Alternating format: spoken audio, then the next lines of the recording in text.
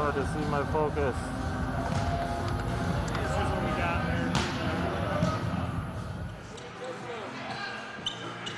volleyball fans, welcome to day 4 of the NVA Showcase 2020. We are here in Salt Lake City at the, I'm so sorry, I'm spacing. We're at the Utah Athletics Center playing for day 4. This is going to be the semifinal match. I want to say a huge thank you to our proud sponsor, Mikasa, for the volleyballs they've been providing this weekend, proud sponsor of the NVA, and excited to get into the action here. Yeah, Nick. This is Championship Sunday, so we're in the Final Four. We've got 2 semifinal matches this morning. We're starting off with Team Freedom against the OC Stunners here, and this is going to be an exciting day of volleyball. So volleyball fans out there, thanks for tuning in. Make sure you stay with us all day long. We've got 4 matches to play. Yep. And Nick, let's talk about this match right here. Absolutely. So right now, a big thing to note is that the OC Stunners took first in the National League, which meant that they did not have to play yesterday. So it was a smaller team with a lot of talented players. They don't have a lot of bodies on the bench, so having a day off is really going to bring some advantage for them because they were able to get some rest. Yeah, absolutely. So they take care of business through the round robin play on Wednesday and Thursday and Friday. Yep. And they got Saturday off, so they got to get some nice food. They got to get some good quality rest, hopefully some good physical therapy. I don't think I saw them do any kind of practicing, so you know they're going to be fresh. Actually, they were in here scouting yesterday, and they got about an hour of court time just to get some ball touches. Not everyone was there, but they were here to make sure they were loose and ready for today. Good. So you know that they're going to be emotionally invested and ready to go and excited to play some volleyball right now since they had that day off. Yeah, absolutely. Now on the opposite side of them, we've got Team Freedom, and Team Freedom has absolutely been battling. They were the 3rd seed coming out of the National League, so we're seeing the National League with 3 of the 4 remaining teams here. Only the 1st seed from the American League and the Stingers is remaining, and they're going to be queuing off against the Ramblers after this match. So Team Freedom, though, they've had to play a couple more matches. I believe that's going to put them at 2 more matches so far on the books than the Stunners, if I'm not mistaken. Yeah, I agree with you. Team Freedom definitely, I believe they played 2 matches yesterday, and it's going to be interesting to see how fresh their legs are and if they've got enough fuel in the tank to make this a competitive match, or if the 6th or 7th match of their tournament is going to finally catch up to them and hold them down a little bit. Yeah, now one thing that's definitely going well for the for Freedom is the fact that they've been able to actually run several different lineups. They've got 3 or 4 outside hitters they've been able to use. They've got 2 setters they can use. We're going to get a little insight more now, though, from Olivia. Olivia, take it away. Thanks, Nick. Coach, you've been consistently flip-flopping your setters match to match. Who are we going to expect to see in this one? So we're going to start with Elias. He's got a little bit of a contusion on his leg from yesterday, running into the pole on a rundown ball, but we're going to stick to our guns and see how it goes. Why do you like him in this matchup? Elias is our most athletic setter for sure. He can handle some of those tighter balls. I think that'll really cancel out some of our passing issues, and he's also really, really smart. A lot of big offensive performances. Yesterday, Landon Shorts really stepped up. How do you get him involved early in the offense? So Landon's going to start on the bench, but he's a high flyer, and we're going to use him for sure in this match. But we're going to go with the ball control philosophy first, and then see if that works, and then we'll go from there. So who's stepping into that role? So we're going to have Castillo and Vaughn start off for us. Those have been our guys. They've been with us forever, and we'll see if we can get them going. If not, Landon will definitely come off the bench for sure. Thanks so much, Coach. No problem. Thank you. Thanks so much, guys. Yeah, we're definitely going to be excited to see how the outside hitters handle this. That's one of those big things. Good to hear that we're going to be seeing Castillo and Vaughn. Vaughn was really an offensive threat. Landon Shorts had a ton of energy, though, so definitely someone to keep an eye on. Castillo's been a rock, and he's been delivering a lot of jump serving pressure from the back line, so we have to keep an eye on that. Yeah. Also, Sam Albus, sorry, real quick, but Sam Albus has been an absolute rock on the right side. I don't think we've seen him sit a single set yet, so... Yeah, he's been Mr. Reliable for Team Freedom. Two categories I really want to focus on here are the middles for Team Freedom versus the middles for OC Stunners. We saw yesterday Matthew Seifert, Matthew Seifert is how he prefers to have his name pronounced. I asked him last night after the game. It's Matt Seifert. He's a 6'10", former Penn State Nittany Lion. He's been really good production-wise for Team Freedom, both offensively and defensive. And if Team Freedom wants to win this match, they're going to need a great match from Matt, because the middles for the OC Stunners are very talented and very athletic. Secondly, the liberos for Team Freedom, they're going to have to play a huge role. We've seen them step in, do a great job passing, do a great job on defense, but again, the serve game from the Stunners, is going to be a hard one. They're good, solid servers over there, and the liberos for Team Freedom are going to have to step in and pass the ball really well. Yeah, when you look at the counterparts on the other side of the net, we're going to see, I would expect, Nick Amato and Nick West. And Nick Amato is coming off of a, was it the 2018 or 2019? Back-to-back. Back-to-back national championships with Long Beach State. So he is definitely one of the most decorated players in the gym, especially with recency. You know, he's still a very young guy. Yeah, and he just finished his first season of professional indoor volleyball over in Spain last year. So yeah, he'll likely be heading back overseas next season, but with everything going on with COVID, I think he went ahead and took a year off. And another big thing to watch when you're talking about the libero and the middle matchup, University of Hawaii is going to be well represented here, and I expect to see Garrett Como wearing the opposite color and Nick West as the second middle. There is a lot of experience there, and Garrett Como tends to find himself in the right place at the right time, no matter how bizarre it might be. So young liberos out there, he's a guy to watch for sure. Yeah, absolutely. You know, the libero, we've been talking about it all weekend. You know, the kind of the backcourt general in charge of making sure everyone knows who's got what seams on serve receive and who's got what defensive position, you know, in the block and defense game. So look for him to again be pretty confident and expect him to come out and, you know, control the pass game. Yeah, now one thing that's really, really notable about the Stunners is their pin hitters, and that's not just outsides or the right side, but that's the whole package. They're going to have Bramwell on the backside, Bramwell on the backside, and then they're going to have Joey Jarvis and Matt Hilling. All of these guys have a wealth of international experience. Two of them are Canadian. Matt Hilling is a local Orange County guy, but you know they've really seen a wide variety of talent, worldwide experiences, and it'll be interesting to see how those guys bring it all together. And right now, what we're going to be playing for is, like you said, this is Championship Sunday, so it's time to put up or shut up. Yeah, let's see what we're playing for here. I mean, we've got trophies on the line, we've got bragging rights, we've got a championship volleyball first place tournament here. This is what these guys are playing for. They got here on Wednesday.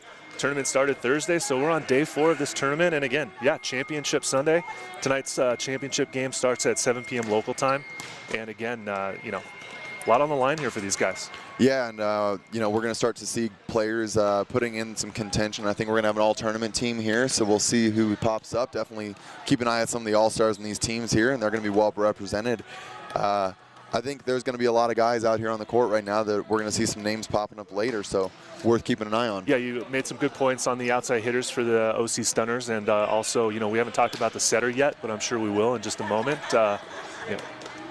But right now we got a little take from Olivia about the Stunners. Olivia, take it away. Thanks, Nick. Coach, a full day of rest for your squad. What did you ask your team to focus on in that day off? Definitely recovery first and foremost, but really just we came in, we got some touches so that we didn't lose our touch on the ball, make sure the guys are sharp. And other than that, just looking forward to a good Team Freedom team right here. I know they're fired up to beat us, so it'll be interesting to see what happens. What do you like about your squad in this particular matchup? Like we said, they're rested, they're energized. Across the board, we just have more attackers, I think, that are more terminal. So as long as we take care of the little things and control the ball, we're looking good. What's your mindset for the attackers heading into this one? So start off setting the middle, just to open up those seams. And I think we'll rely on our outside hitters. I think they kind of have the same game plan, so it's really going to be an outside versus outside battle. I know they got a couple of fresh outsides in there from the last time we played them, so look for them to set them, and that's exactly what we're doing, is to look for that as well. So our middles need to get out there, close the seams, and shut them down. Thanks so much, Coach. Good luck. Yep. Thank you. Nick? Thank you so much, Olivia. It's good to hear from Kirk. Kirk was a libero at Long Beach State, and he's known a lot of these guys for a long time. And we've heard some little gold nuggets from him. He knows exactly what he's expecting from his team and how he wants to execute. And they've been operating at a very high level. So if he wants to go to the middle first, they've got some of the best middles in the tournament, and that's absolutely a way to get this team established. Yeah, agreed, Nick. You have to know that the Stunners are definitely well prepared with Coach Kirk there.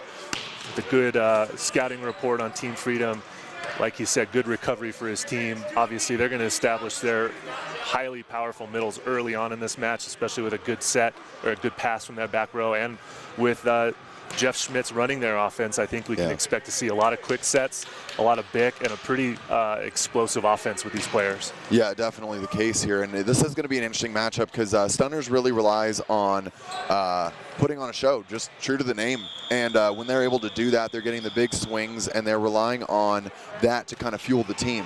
And like we've said all weekend long, with Team Freedom, this is a group that, while they've got a lot of great players, they play as a unit. So right now, they're going to need to know that they're going to be taking some big blows. We're going to see some big swings coming from inside of the Stunners. They keep it together. They keep finding their points, and they want to extend those rallies and make Stunners play a full match. Yeah, Team Freedom's going to have to manufacture some emotion, create some momentum early on in this match, and probably weather the storm a little bit. I'm expecting that they might be a tiny bit slow, and I hope I'm wrong. But they need to have a good start out of the gate because you know the Stunners are fresh. Yep. They're going to be emotional. They're going to try to make those glory plays and those wow plays early on and kind of set that tone for them. Yep. And it's about how Freedom comes out of the gate, but also how they respond to those plays that the Stunners most likely will make early on in this match. And something that's good to note here, Team Freedom is one of the most well-established teams. They know each other, and while Stunners has a bunch of guys hailing from different areas, there's a lot of little connections that have been established that are a decade old, and these guys want to play the game the same way. So sometimes on the outside, from the outside perspective, it's going to look a little weird and maybe overly aggressive, but this is stuff that these guys are doing in the gym. They're playing a variety of positions there, so we're going to see guys like Matt Hilling unafraid to set a ball, do something aggressive, you know, and they like to put on a show, true to name. Yeah, I think you said it perfectly. Their style of play really accentuates the name of their team as the Stunners for the NVA tournament here. They are loud, they're exuberant, they're emotional, they like to have fun. They have a certain air about themselves and how they carry themselves on the court that we'll be able to see throughout this match. But, you know, they have high expectations. They expect to be in the finals tonight. Yeah. And it doesn't matter who they play across the court. They're playing the same way every time. Yeah. So they've established kind of their on-court communication and presence, and it's really going to show how Team Freedom responds to that. Yeah, absolutely. And, you know, this is going to be a rematch. We did see earlier on in the tournament, this was played, like I said, this is a National League rematch. So these teams finished first and third, respectively, in their pool play, and so I believe it was a 3-0 sweep the first time in the favor of the Stunners. So we're going to see if Team Freedom, they did play a couple more matches, but maybe they learned a little bit, saw some ways that they're going to find a win here. So definitely not counting them out yet by any means. Don't take anything away from them. Their personnel, they're all great volleyball players. They're athletic. They have their own style of play as well.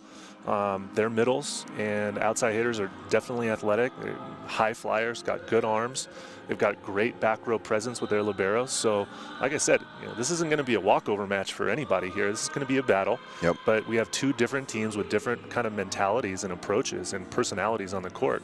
And now during this national anthem, we do have our starting lineups in. So for Team Freedom, who do you got, Nick? Yeah, Team Freedom, it's looking like pretty much everything we heard from their coach before the match. We're going to see Jake Modesto in the middle alongside Matt Seifert. Is that correct? Seifert, yes. Seifert, okay. And then on the outsides, we're going to see Josue Castillo and Chris Vaughn. Right side's going to be Sam Albus, and then Matt Elias with the hands. So, like we said, no real surprises there. Matt Elias has been changing time with their other setter, number 1, Ron Dunn. But both of them have been getting the job done. And I think we need to see a great start from Josue Castillo. Yeah. Okay, he didn't play in the second match yesterday, so he's rested. I think that was a strategic play from Coach Justin Beaumont. And I'm expecting him to come out with some emotion and try to match the Stunners team emotion. For the Freedom, Castillo is a high flyer. Yeah. He's got a great jump serve from the inline. They're going to need some production from him, as he's probably one of the freshest guys on their team since he didn't play in the afternoon match yesterday, to really come out of the gates fast and produce some points for Team Freedom. Most definitely. And when you talk about tough serving, Joey Jarvis has been notorious this tournament for hitting a variety of serves. In fact, during some serving runs, he's hit a jump serve, a float serve, and a hybrid all in one run. So teams that are unfamiliar with him in the back row have really been struggling. Well, these two teams have now played each other once already. Yep. You know they've watched each other, they've scouted each other, they've watched video, they probably have some shot charts, they've gone over the strategies, so that shouldn't be a surprise to anybody. That's a great capability for him to have. But now that the formalities are all done, the national anthem is finished, handshakes, high fives, we're ready to get this match going. Yeah, absolutely. And the one last thing I do want to note that we saw, I think was one of the most impressive stats I've ever seen in a 3-set match was Stunners have had a match already against Southern Exposure where they had 29 terminal blocks. They won one of the sets alone in blocking moves. So you do not want to give them energy if you're Team Freedom by taking low seam swings. There is a tendency that Nick West and Nick Amato may not look like they're going to make it all the way to the outside, and I can tell you from personal experience, they will be there. You do not swing low seam. We play against these guys all the time in Southern California with Ramblers, and they absolutely know how to drag their inside hand, and Nick Amato's got probably some of the most disciplined blocking hands in the gym, so you got to respect the guy. Yeah, absolutely. I mean, his pedigree and his resume speaks for itself, but Nick is a highly athletic middle blocker. He's got long arms. He doesn't give up on the play. If he gets, juked a little bit, he can still close. He can still get his hands over the net, and that just speaks to his collegiate training down at Long Beach State under Coach Alan Knight. Absolutely. So what we're going to see for a starting lineup here coming from the Stunners is exactly what we were expecting. On the outside, we're going to have Matt Hilling and Joey Jarvis. On the right side, we're going to see Terrell Bramwell. In the middles, we're going to have Nick West and Nick Amato. That's going to be Jeff Schmitz running the show over there with the setter.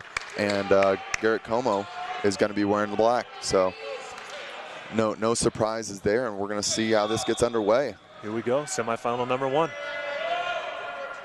Float serve into the net to start him off, and I think that's been the flavor of all 4 days. You get that early first match. It's a little cold in the gym, and some of these guys are not used to that.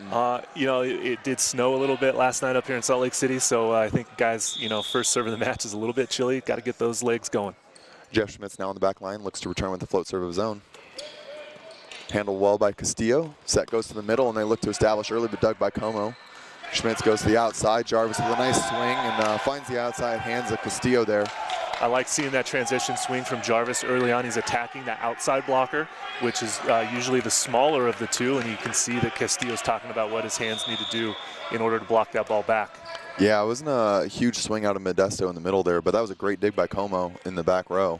Good pass here.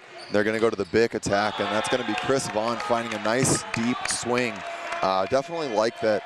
We talk about establishing the middle, and normally that's, you think middle front, like your middle blocker, but establishing a Bick as well is something that's going to keep the middle blocker home. That all started with the pass and being able to have 4 options on offense right there was a good play. Castillo with the jump serve from the back line. There's a good serve, but he finds that one long and wide. Yeah, unfortunately, 2 straight hitting service errors for Team Freedom. A little bit of a rough start from their service game. Now here comes the Joey Jarvis serve armada from the back line. We'll see how he decides to start this off. I think we can call it the repertoire. There you go. He goes with the, looks like a little top spin serve, handled well by the libero. Low set to the outside, but Vaughn's able to get his feet there first and find it down the line. Schmidt's unable to dig that. Yeah, again, attacking the line blocker. That was a nice swing by Vaughn.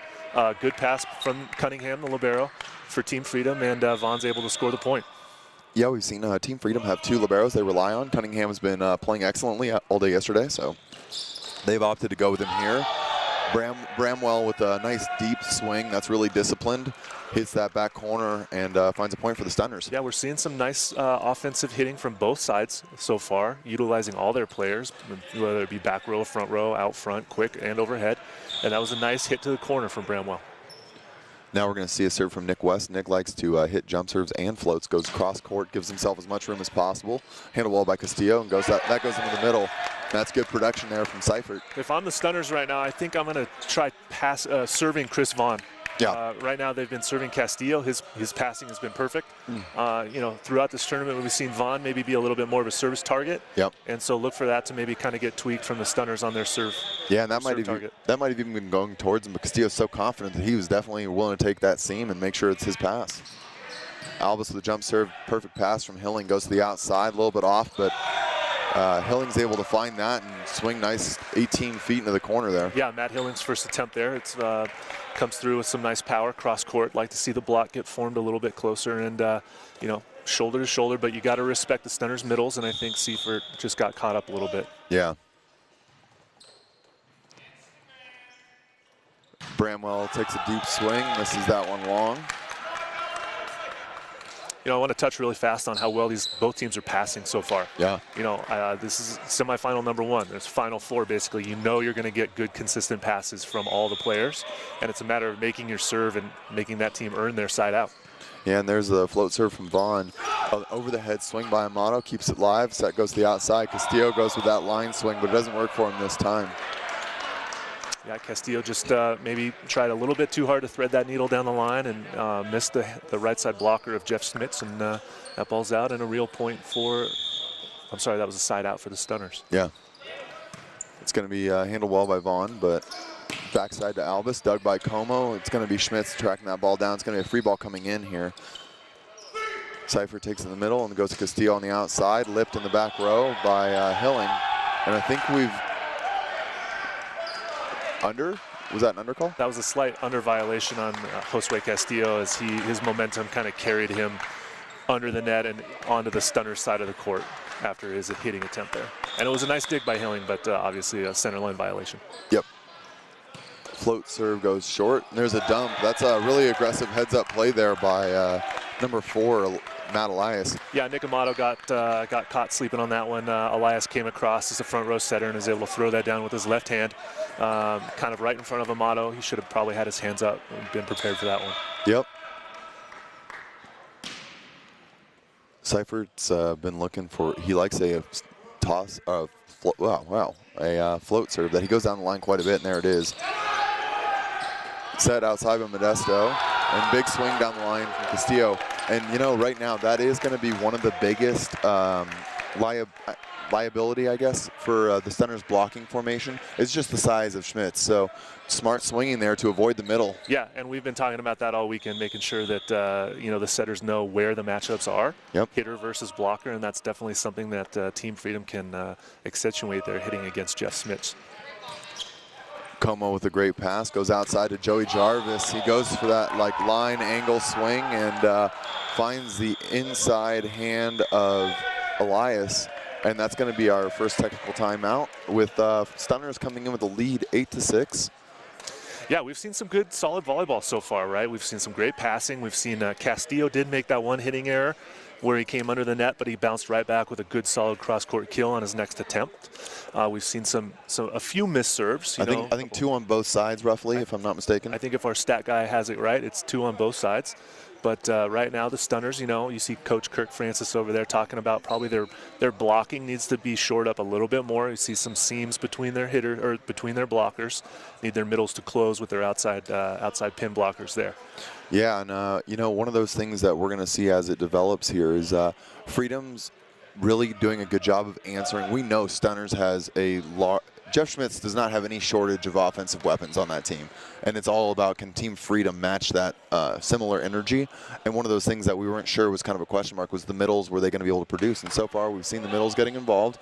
Right now, Seifert on the back line, and that's, you know, a solid little run. I guess it was just ended, but he had a 2-serve run there. And for any time middle to stay on the back line, it's a good thing. Yeah, absolutely. And of course, we do want to establish our middles quick, no matter what team you are. Both of these teams, they've got big physical, quick attackers. Yep. They want to set them. They want to get them involved early and establish that middle hitter presence within this match. Float serve comes from Amato. Pass by Castillo goes to the backside on Albus. There's a high touch on the block for the Stunners. Schmitz goes backside to Bramwell. Bramwell swings wide. Doesn't look to challenge the block there and doesn't quite find the court. Yeah, really nice dig back there by the Stunners. I think Matt Hilling got that deflection up to the net, and unfortunately Bramwell just might have swung to avoid the block out of the back row in transition, but that's a point scoring opportunity that needs to be capitalized. Yeah, absolutely, and it's kind of interesting to watch Matt Hilling play defense in middle back. He plays kind of a very, I would say, European style. He plays very shallow, very aggressive in seams. He's ready to play with hands. His palms are open. Doesn't use a whole lot of platform digging. Just finds good touches that puts the team up and in system. Yep, absolutely. There's a good pass from Schmitz. Schmitz looks for a dump, but Freedom was ready. Schmitz goes to the outside. Joey Jarvis tries to tip, covered up by Nick West. That's going to be another set outside to Jarvis. Jarvis tips again. Castillo comes across the top. Elias goes to the Bick side, and that's going to be a tip over the top. Jarvis digs that, and Bramwell's going to go ahead and set to the Bick attack for Matt Hilling. Triple block, shuts Hilling down. A lot of discipline blocking there from Freedom. They got 3 block touches finally in that rally with the terminal block. Looks good for them. Yeah, well played, well-formed block by Team Freedom. They realized that there was no outside attacker as Jarvis had gone to pick up that tip, and there was no front row hitter available, so Matt Hilling out of the back row had a 3-man block in front of him. Yep, Elias with the float serve down the line. Schmitz goes to the outside on Jarvis. Jarvis swings into that deep seam, goes over the top of the blocker there. Yeah, nice high swing by Joey Jarvis. I think it was a little bit maybe over the block, maybe outside the block. Hard to tell from our angle, but a good swing nonetheless.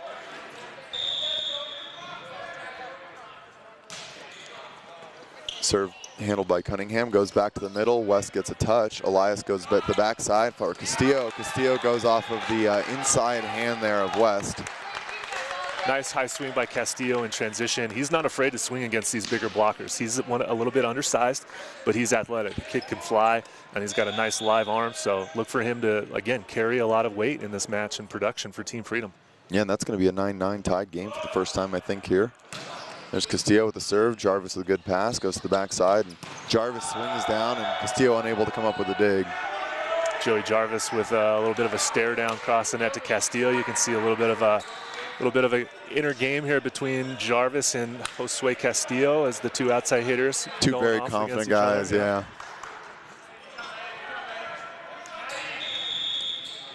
We'll see what serve we get here. Sometimes he really likes to hit an uncorked jump serve down the line, but he's going to go with a float serve to the backside. And Castillo airs that out in the middle of the court, set outside to Vaughn. Vaughn once again challenging that, and I think based on the reaction we see, I think he hit West in the forehead. Yeah, it was a little bit, I think Vaughn kind of waited a little bit, let the ball drop, and let the blockers kind of maybe form or sort of juke move a little bit. Yeah. That was a little bit unorthodox, but it worked for Chris Vaughn. And we're going to see a serving substitution with Jeff Vautrin coming in for number 2, Modesto, right now. I think we're going to see a nice jump serve probably from Jeff. Vautrin's been a big part of the serving substitution strategy that Freedom's been employing all week.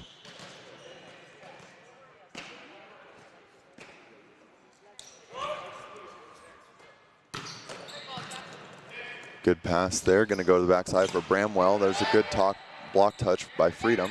Schmitz sends that all the way back and a little bit off the net. Gets a triple block up. Matt Hilling required to take a close step into the inside. Not a great set there. Yeah, I like Team Freedom's strategy to get 3 blockers in front of Hilling. He's having a hard time. That's 2 straight blocks that have found the floor for Team Freedom when they've got 3 guys in front of Matt Hilling's attempt. Very disciplined. They're doing a good job of knowing where their other guys are and taking court away. Big serve there by Vautrin. Handled well and goes back to Bramwell once again. And Bramwell, smooth operator, just I couldn't tell exactly where that went, but he found a lot of open court. He did. I think Chris Vaughn kind of flew past him a little bit, opened up that cross-court hit for Bramwell. I'd like to see, again, that pin blocker stay inside. Yep. Force Bramwell to hit line, see if he has that shot, and then adjust from there. Yeah, definitely. Nick West with the serve. Matt Hilling comes down on an ankle, and basically as he was coming down, it looked like both guys were coming down on that center line, and Hilling lands on the foot of Albus there, I think, and it kind of just takes him to the ground. So we'll see. He's kind of walking it off and see if he's going to be good to go. I think he'll be okay, but a little startling for sure when you're getting up as high as these guys are and coming down on the ground that's moving below you. Yeah, not too sure what happened on that one as Albus was coming out of the back row to hit, I think. Or maybe he's in the back row. Elias is in the front row. So I might be a little confused who was who, but he came down on a foot. He landed on somebody or somebody landed on him, or not too sure what happened, but he ended up in the net, and he appears to be fine now. So thanks to some high-quality equipment here at the Utah Athletic Center, he was able to hold on to that all the way down and cushion his blow a little bit. Perhaps. Hey, I'm not too proud for a little shameless plug for a great facility that we've been at all weekend. They've been a gracious host to us all weekend long, and we are more than grateful to be here at the Utah Athletic Center. It's going to put Bramwell on the back line. He's going for a jump serve. Cunningham sprays that ball wide, and Vaughn takes set, and that's going to be Albus taking a swing. Jarvis sets to Hilling. Hilling with the step close, triple block once again, and there's that triple block, but he finds a way through it this time. So Hilling made a nice adjustment there. He aimed his spike attack a little bit higher. He saw 6 hands in front of him, and he aimed for the fingers and was able to get the kill that time, as opposed to dropping his arm and trying to hit through the block. Yeah, something interesting for to watch about Hilling is he doesn't take large approaches. He does a lot of step closing, kind of 2-step big arm swings to generate a lot of his momentum. That allows him to have a very quick attack. So able to see it there. Schmitz is going to take an overpass. Como is going to set backside to Hilling. Hilling tries to go for that deep chop down the line, and he misses the hands of the blockers there, and that's going to be a point for Freedom. Hilling was trying to recreate some beach high line shots down there that he's developed in Huntington Beach, but you know, indoor ball's a little bit harder, even though the court's a little bit bigger, and that one kind of backfired on him. Serve goes for Jarvis there. Nick Amato with his first swing of the match, and that's going to be a big kill off the inside hand of Seifert. Yeah, they're going to need Amato to get involved here if Hilling's having a little bit of a hard time on the left side, and Matt Seifert's a little upset. He thinks he should have had that one, but nice swing attempt there from Amato. Vaughn and serve receive. Ball goes outside. Castillo finds high hands. Nice high swing by Josue on that left side attack there. You know, I think that maybe seeing stunners early on in the tournament really is paying some dividends here for Freedom, and just not kind of get rid of that shell shock and awe. So they're a little more dialed in here, being aggressive on their swings. So it's working out for them as they tie the game at 14. Yeah, and if these two teams met in their first match of the tournament, Team Freedom has definitely developed and gotten better throughout this event. Little roll shot there to keep it alive by Jarvis outside to Castillo, and Castillo swings aggressively. Como makes a diving move to try and cover up his blockers there, but unable to come up with it, and that's going to be the first lead for Freedom this set. Yeah, I think right now you're seeing the outside hitters of Team Freedom kind of winning this battle. They're attacking the outside blockers from the stunners. They're not trying to drop their arm and hit the meat of the court and get blocked. They're also getting 6 hands in front of the stunners hitters, and Castillo is off to a pretty strong start. Seifert, unfortunate timing on that float serve into the net. Yeah, that's a tough miss serve there by Seifert, and he wants that one back for sure. Nick Amato is going to be float serving. He likes to go after your front row outside, and that's going to be Castillo. Vaughn takes this one, and Matt Elias goes outside and once again finds Castillo. Nope, no touch. And that's going to just roll along the top of the tape all the way outside the court there. Yeah, that set was maybe a tiny bit tight for Castillo on that play. He had a nice one-up blocker with Jarvis, but I think that ball needs to be a little bit wider or a little bit farther off the net for him. Yep. Float serve from Amato, goes Castillo, and there's Nick West. We've been talking about this all tournament long. You get the higher level play, and guys do not like to swing on overpasses. Yeah, and unfortunately for Castillo, that's 2 compounding errors back to back, okay? The hitting error and then the overpass from him. So he's going to catch his breath here during this timeout that Coach Justin calls for Team Freedom and see what they can come back with. Yeah, there's a lot of vision there. When you see a guy like Nick West go up, he's got that middle blocker vision. He sees where that open court is, goes up, and he's just going to put it right back. He doesn't need to waste an arm swing on that ball. Yeah, and don't forget, he's also 6'8", and it looks like he's got about 40-inch arms. Yeah. So, you know, he's taking the ball at a high point. He's got good range to find that open piece of real estate that he wants to put the ball down on an overpass. And you are not seeing a lot of guys swinging at the overpass, just for the fact that it was maybe there's a front row setter, but also to eliminate some of the risk of maybe netting on the overpass swing. Yep. And finding that point quick and easy on the overpass and taking advantage of you know, the letdown from Castillo and Team Freedom. Yeah, now the big thing is stunners are kind of just show goes on, everything is normal here. Freedom is a very emotional team, and when things are dialed in, I think that emotion might really give them a good edge here. But like you said, 2 compounding errors from Castillo. He needs to kind of come back, bounce back there, and see if Freedom can start closing up that 2-point lead. Yeah, Freedom's been playing pretty solid. Definitely want to kind of, you know, stop the bleeding a little bit here. I know it's only been 2 points, but this is a semifinal, and if you give up more than 2 points, you're going to find yourself in the hole. It's going to be hard to come back from. Yeah, absolutely. Amato's going to be float serving once again. I'll be curious to see if they've you kind of identified early on that Vaughn might be a serving target for guys to go after here. So we'll see if that's been identified, and they instead go to Castillo after that last overpass. And Sam Albus takes a big D-ball swing, dug by Hilling. Bramwell's going to go ahead and set a ball over, and Cunningham takes out with his hands. Backside once again, and Nick Amato unable to come up with that dig. Albus really showing a large variety there, able to go down the go down to the angle the first time and down the line for the point there. Yeah, nice back-to-back swing attempts by Albus. You know, that first dig by Hilling was nice. There was no blockers in front of Albus, but, you know, he scores the point on the second attempt as he goes down the line more towards Nick Amato's defense and finds the point. That's going to put Elias on the back line with a float serve. Como puts the ball up and a bump set to the outside. Joey Jarvis tips to keep it alive, and Matt Elias sets a ball front to the net. Pulls Joey Jarvis. That's a heads-up play by Matt Elias. Yeah, great play by the setter, Matt Elias, for Team Freedom. Jukes Jarvis, makes him jump. Matt Elias is a back row setter. Jarvis needs to know that, and as a result, he pops thinking he's going to dump and then gets abused on the right side of the net. A no-block swing there for Albus. Puts it away, ties the game at 17s. Matt Elias tags the net on the way over. Going to a back set for Bramwell, dug by Elias. Mishandled by the Stunners. And a little bit of a disagreement on who should be handling that ball as it comes over.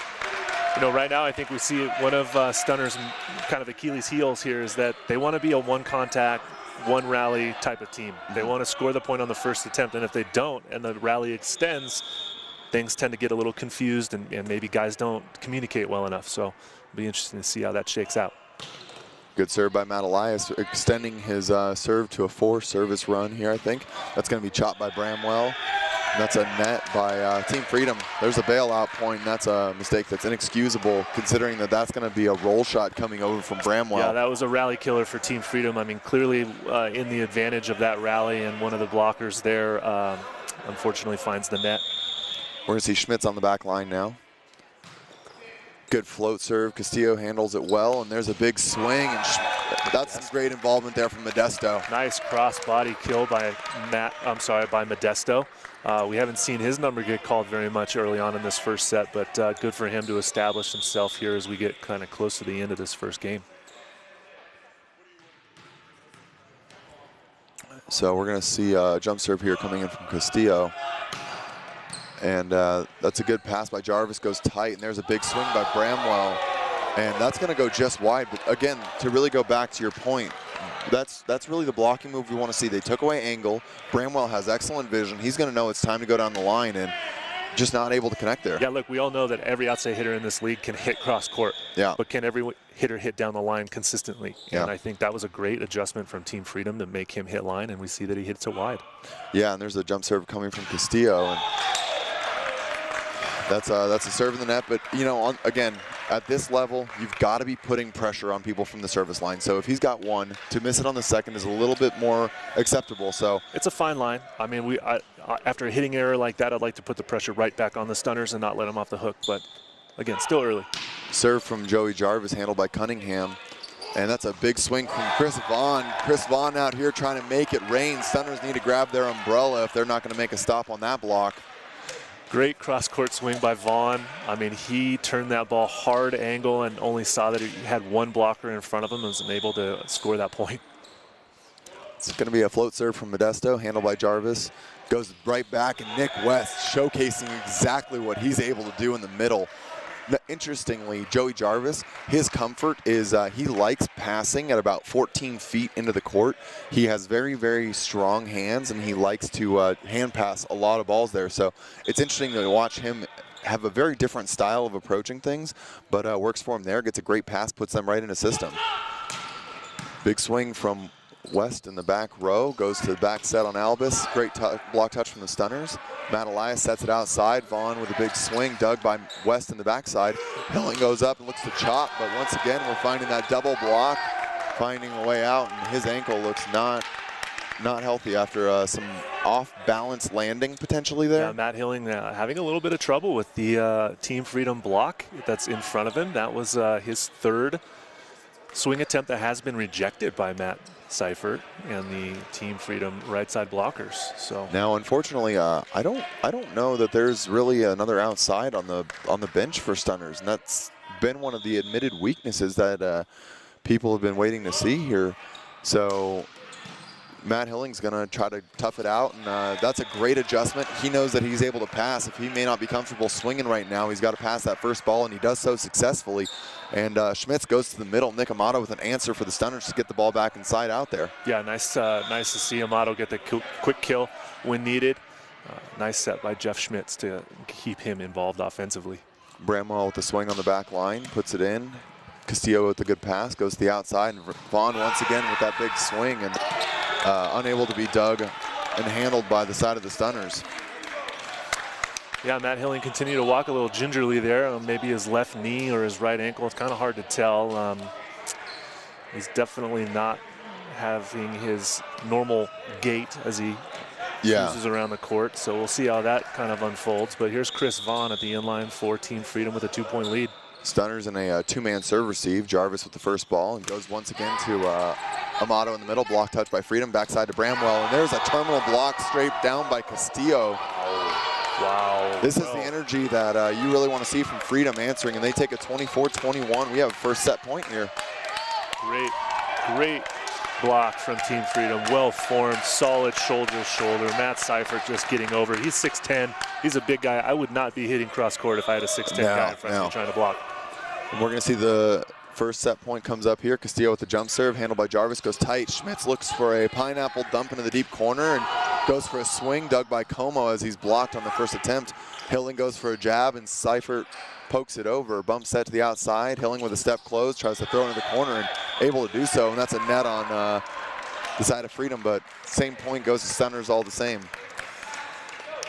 Yeah, you see Matt Hilling getting a little creative there. You can see he's not jumping at his top capabilities maybe, and kind of throwing it around, trying to work the ball around the block.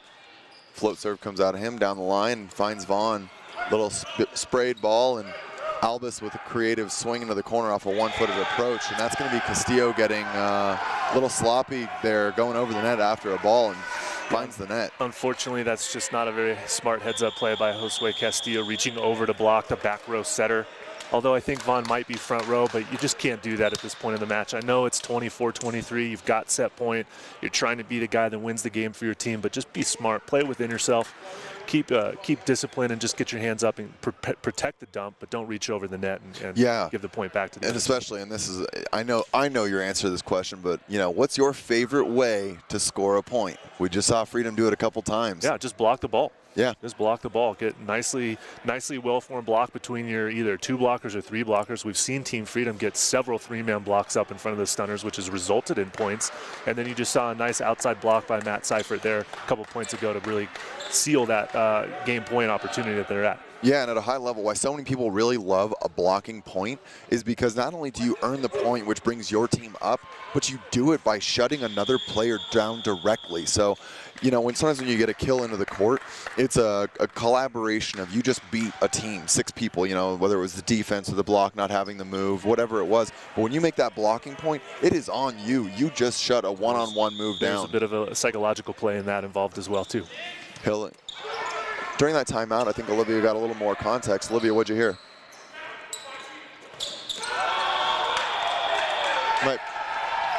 We're having a little technical difficulties, but we see that Stunners is able to score that point, and we tie it up 24-24. Nick Amato, as he's falling backwards, able to find a touch, I believe, there.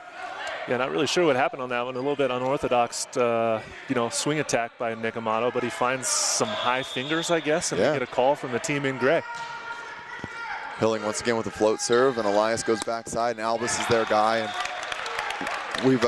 we have seen that be their consistent thing. I think we've got our technical issues resolved. Olivia? Thanks, Nick. In that last timeout, the center said a little adversity is only going to wake us up more, fire us up more, and I think we're seeing that energy here from them. Thanks so much. And I mean, there it is. These guys are used to being in that high pressure situation, and they're really making it work for them. Seifert goes down the line, Como with a good pass, and once again, Amato's the answer. Amato goes up and over Modesto there and finds a big swing. That matchup is 100% in advantage of the Stunners, and I would be setting Nick Amato every single chance I get if I'm Jeff Schmitz. I mean, he is clearly hitting that ball over Modesto's block for an instant point. Yep. And we're tied at 25s. Floater from Amato, Castillo with a good pass, and you're going to go backside right now. Sam Albus is their pony. Matt Hilling finds the second touch. Schmitz is going to send that one deep. Good pass here from Freedom. Goes to the backside once again, and no one's home. You see the Stunners making a little bit of a block play there. Jeff Schmitz was blocking on their left side against Albus, thinking maybe that Team Freedom would go outside to Castillo on the left, but that one kind of backfires as both blockers popped on the middle. Yeah. It left a nobody up for Jeff Albus to hit. That's going to be a float serve from Matt Elias coming down the line. Como aggressive, but that's an overpass, and that's Sam Albus with a quick touch and ends the game by slamming that one down. And I got to say, you know, that's one of those things, if you've been watching Freedom all weekend long, they really do like their variety of outsides, but there is one constant that stays, and that is Sam Albus is an absolute anchor for this team. Yeah, he really has been a huge role player and very important key piece to this offense and defense for Team Freedom throughout the tournament. Yeah, you know, I do like the creativity for the Stunners. Castillo has been swinging well down the line, attacking Schmitz as that line blocker, so they see that that's probably their go-to hitter and a good identification, but Matt Elias sees the adjustment, and he knows that the consistency from Sam Albus is the answer, and that's how they're going to find that point. So what's your takeaway from the Stunners? What do they need to do a little bit better in Game 2 to kind of right this, make this equal? I think that Stunners is passing quite well for the most part. I want to see the middles involved. I think that Jeff Schmitz has the hands to run his guys from 8 feet off the net. They can run that that little push or a 31, create some space. Nick West and Nick Amato are fantastic middles that'll stay open to him. I'm looking right now to, with Hilling looking a little gingerly, I don't know what it is, but he's a little injured. Relieve some of that pressure. Let him pass. Let him play some back row. Get your middles to be your workhorses right now. Yeah, the Stunners are going to definitely have to prioritize their passing game so that Schmitz can set both Nicks all over the place. Throw them in, create some distance, open up that gap a little bit, move them around, 31s, back ones, little pushes. But yeah, we need to see a lot of production now out of their middles, which we all know that they can do. They've been established. They're well-known middle attackers throughout this league. Everyone knows who they are, and it's their time to really take advantage and help their team take some of that load off of their outside hitter, Matt Hilling, if he's somewhat injured. So. Yeah, and one of those interesting things to watch here, it's a plus and a minus for both teams. Stunners is a very business as usual. We've been here before. You know, they like to ride that high energy, so they handle a loss generally quite well, though this is the first set they've dropped this tournament. I think those guys are going to answer back. Well, it's nice to see that Freedom can come out of the gates a little with, you know, some good emotion and steal that first set. But you know what? This is the semifinal. It's Final Four. It's Championship Sunday. You got to come 100% and be ready to play throughout the entire match if you want to advance to the finals tonight. Absolutely, and that was the counterpoint is, you know, I think Freedom, one of their biggest strengths is that they really do have a dialed-in emotional team that likes to elevate that, but it also can be a detriment potentially if Stunners is able to answer back. You know, Freedom needs to make sure the energy stays high because they were riding a lot of really high energy coming off some late blocking moves in that game. So Stunners losing their first set of the tournament, and it happens to come in today's first semifinal. It's going to be interesting to see how they respond to that because they're in a position that they haven't been in yet this tournament. So what does Coach Francis say to them? What's the strategy going forward and sort of the mood with this team? And look to see how they rebound from that because right now they're in an unfamiliar position. Yeah, we don't see any personnel changes on either side. I don't think that's surprising based on kind of the depth on Stunners as well as getting the win on the side of Team Freedom. So we're seeing a float serve go down the line. Castillo passes the ball and gets a set on the outside. And once again, he's just attacking the line, but he goes under. And because Bramwell was able to get a block touch that kept that ball off the ground, you know, there was still time that the play is live, so Castillo goes under in that time. Yeah, Castillo, his explosiveness with his jump, unfortunately his momentum for the second time now has carried him under the net and across the center line, and unfortunately that's a violation and a point to the Stunners. Jeff Schmitz on the back line with a float serve. Pass well by Castillo. Goes to the backside once again. Albus one-on-one, and Como comes up with a dig. Hilling going to look for a little chop, keep it alive. Albus takes it, goes a little tight, and Elias looks for a dump, but Joey Jarvis read that like a book. Nice read by Joey Jarvis there, being prepared, realizing that Elias was front row. Seeing the pass develop was pretty tight, knowing that Elias wants to be involved. Jarvis gets a nice block. Between those games, I think Olivia was stopping by and listening in on the teams, get some insight. Olivia, what'd you hear? Thanks, Nick. We see Matt Hilling out there, and that injury is actually his left hip. He said he just kind of tweaked it in one of those plays, and he was back with the trainer kind of working it out, and he's definitely limped all the way back onto the court, but he said he's going to give it a go. And in terms of what their mindset was heading into this one, they said, hey, this is our first drop set of the tournament. We like being pushed. We like being challenged. There's nothing we really need to worry about. We lost that one on our errors. We made more than 2, and we lost by 2 points, so let's step it up here. Nick? Thanks so much. Good to hear some clarification. Hopefully Matt's able to keep competing. Little missed connection there. And There's that IQ that you talk about with stunners, the experience, and Joey Jarvis sees that there is a lot of freedom players short in the court as they try to free ball that over, and he throws it back into the corner and makes them pay. Yeah, it was a good heads-up play by Joey Jarvis there, realizing what was open and taking advantage of the situation. But, they still are down 1-0 here, so. Serve goes long, not able to control it on the back line. And now we're going to see Castillo go back and take his attempt at a rip. I'd like to see him make that serve. I mean, he just made a heads-up play, got his team fired up, and he responded with a pretty bad error jump serve-wise out long. Yep.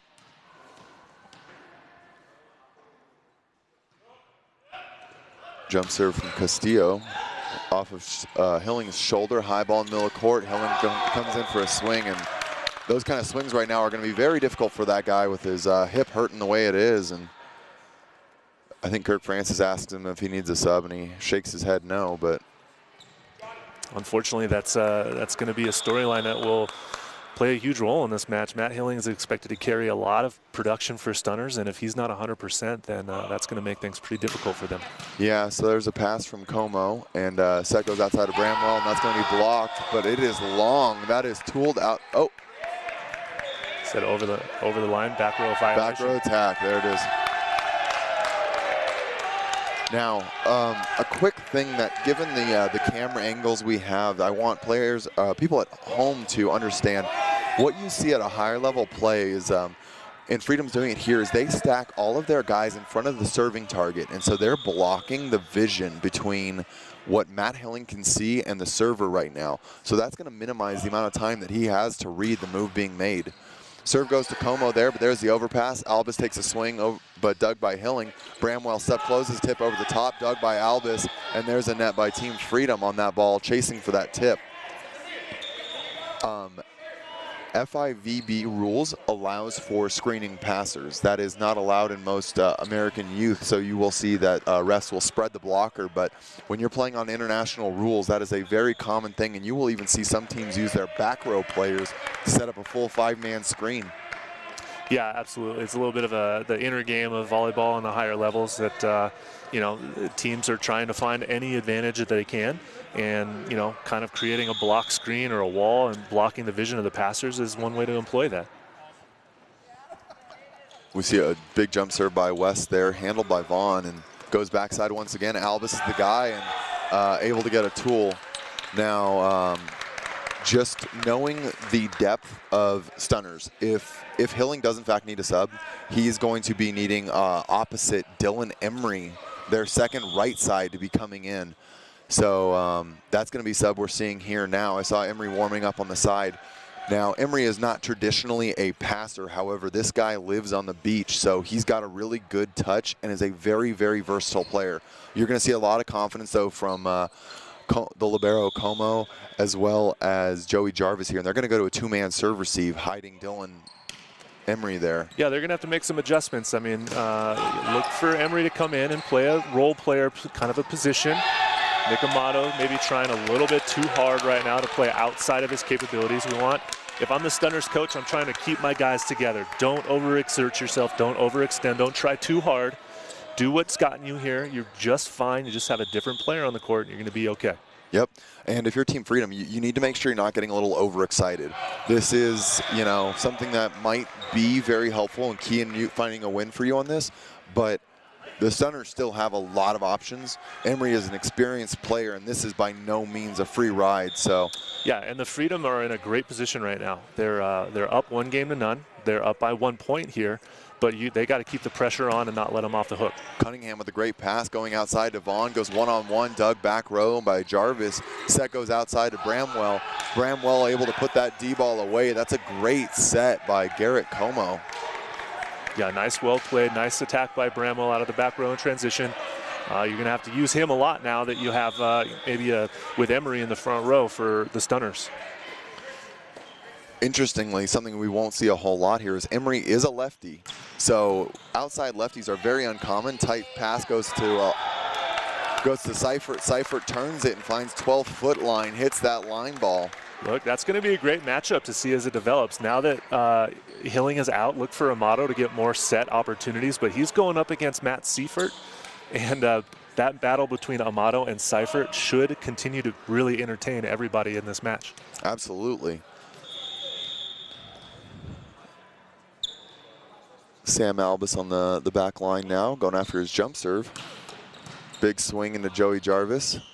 And Amato goes for the swing and once again opens up that angle, and Seifert less than pleased about his touch there. Now there it is. That was a nice attack by Amato, but yeah, Seifert was standing right there. Gets his hands over a little bit more. He's going to get a block on that one. Quick healing update. I see him over there on the trainer's table, kind of getting some stretching going on that left hip. Shank pass by Cunningham, brought back by Elias, and Albus tries to keep that alive and unable to do so, hits it into the middle of the net. And that's going to be an 8-7 lead, and that's kind of that over-enthusiasm I was talking about. You know, you can't let off the gas. You need to keep playing your game, because one adjustment on the side of the Stunners is by no means a free pass to the win. Yeah, Team Freedom, their block and defense has really been scoring them a lot of points, and Albus just needs to chip that ball in the court deep, let his team reset, get 6 hands in front of the next Stunner hitter, and give his team an opportunity to block a ball for a point instead of just blasting that out-of-system set into the net. Yeah, and you know, right now, again, I know that Dylan Emery is more than capable of passing. He always is willing to. He's the guy that hustles on 5 minutes early during water breaks of practice, and he wants to get served. He wants to just be a well-rounded player. But if I'm Team Freedom, that's my guy. If he's in the back row when he sees that jump serve, they go to a 3-man serve receive. Take 10-20% more off your serve and find Emery there. Yeah, realize where the passers are. Make that new guy on the court pass the ball. Test him. You know, accentuate that he has not been passing yet this match. Make sure that ball gets to him. And you're absolutely right, Nick. Take a little bit of heat off to find the exposed, maybe the weaker passer on their serve receive side. It'll be interesting to see where defense is structured here for the Stunners with 2 right sides in the backcourt. I would assume we'll see Emery probably playing middle back, but still interesting to see as this develops, I guess. Big swing. Bramwell finds a pancake set into the corner by Jarvis. Middle attack by Seifert, and Seifert's able to guide that ball off the outside hand of Amato. Not a lot of power there, but just escorts it out of bounds. Scored the point nonetheless. You know, it doesn't always have to be a straight down kill. You know, a point is a point no matter what. But what I like to see is that they're setting Seifert in transition. Yep. And you know, using his ability and size to get those points during a transition play.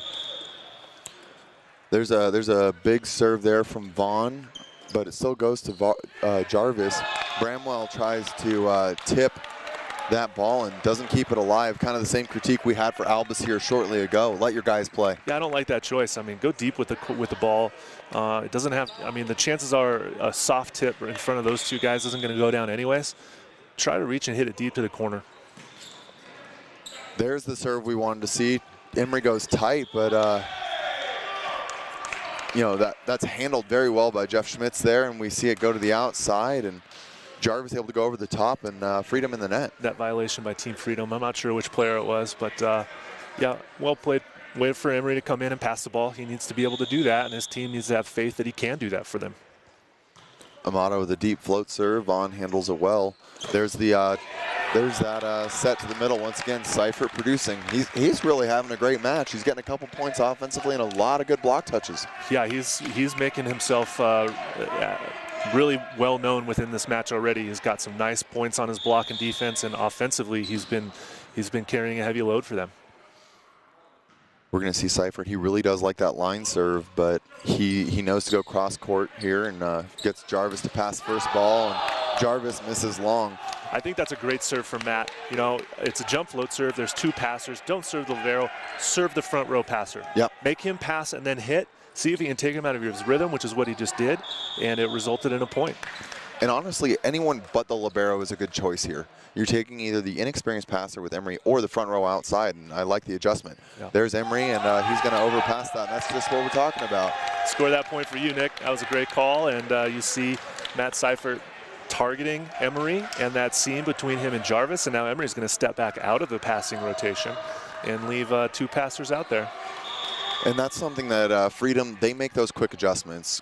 Coach Justin is not willing to let his guys not see that. And so that's a quick adjustment there. Those guys go after it, and that's a good pass by Jarvis in the two-man serve receive. Bramwell goes up, swings big deep, and looks like once again we have a net violation.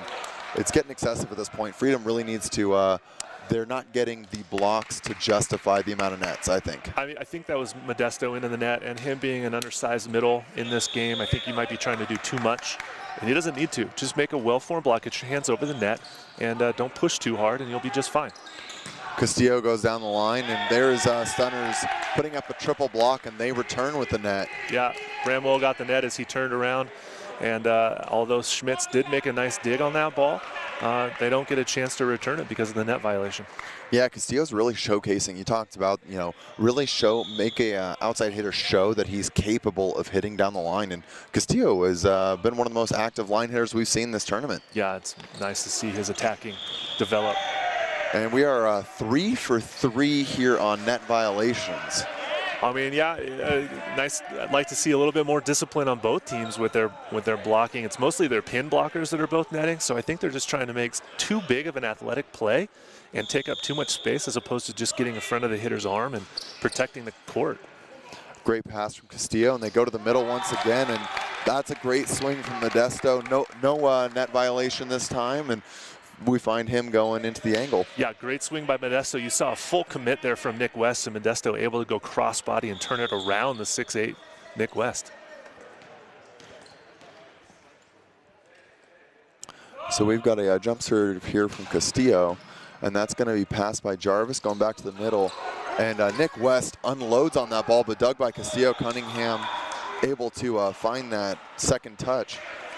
Now, it's really interesting to see when you see guys as tall and lanky as West. Sometimes you'll hear in the gym guys joking about their arms being a noodle. He's able to get it in front of him, really snaps on the ball, and then he's able to open up and find a cutback the second time.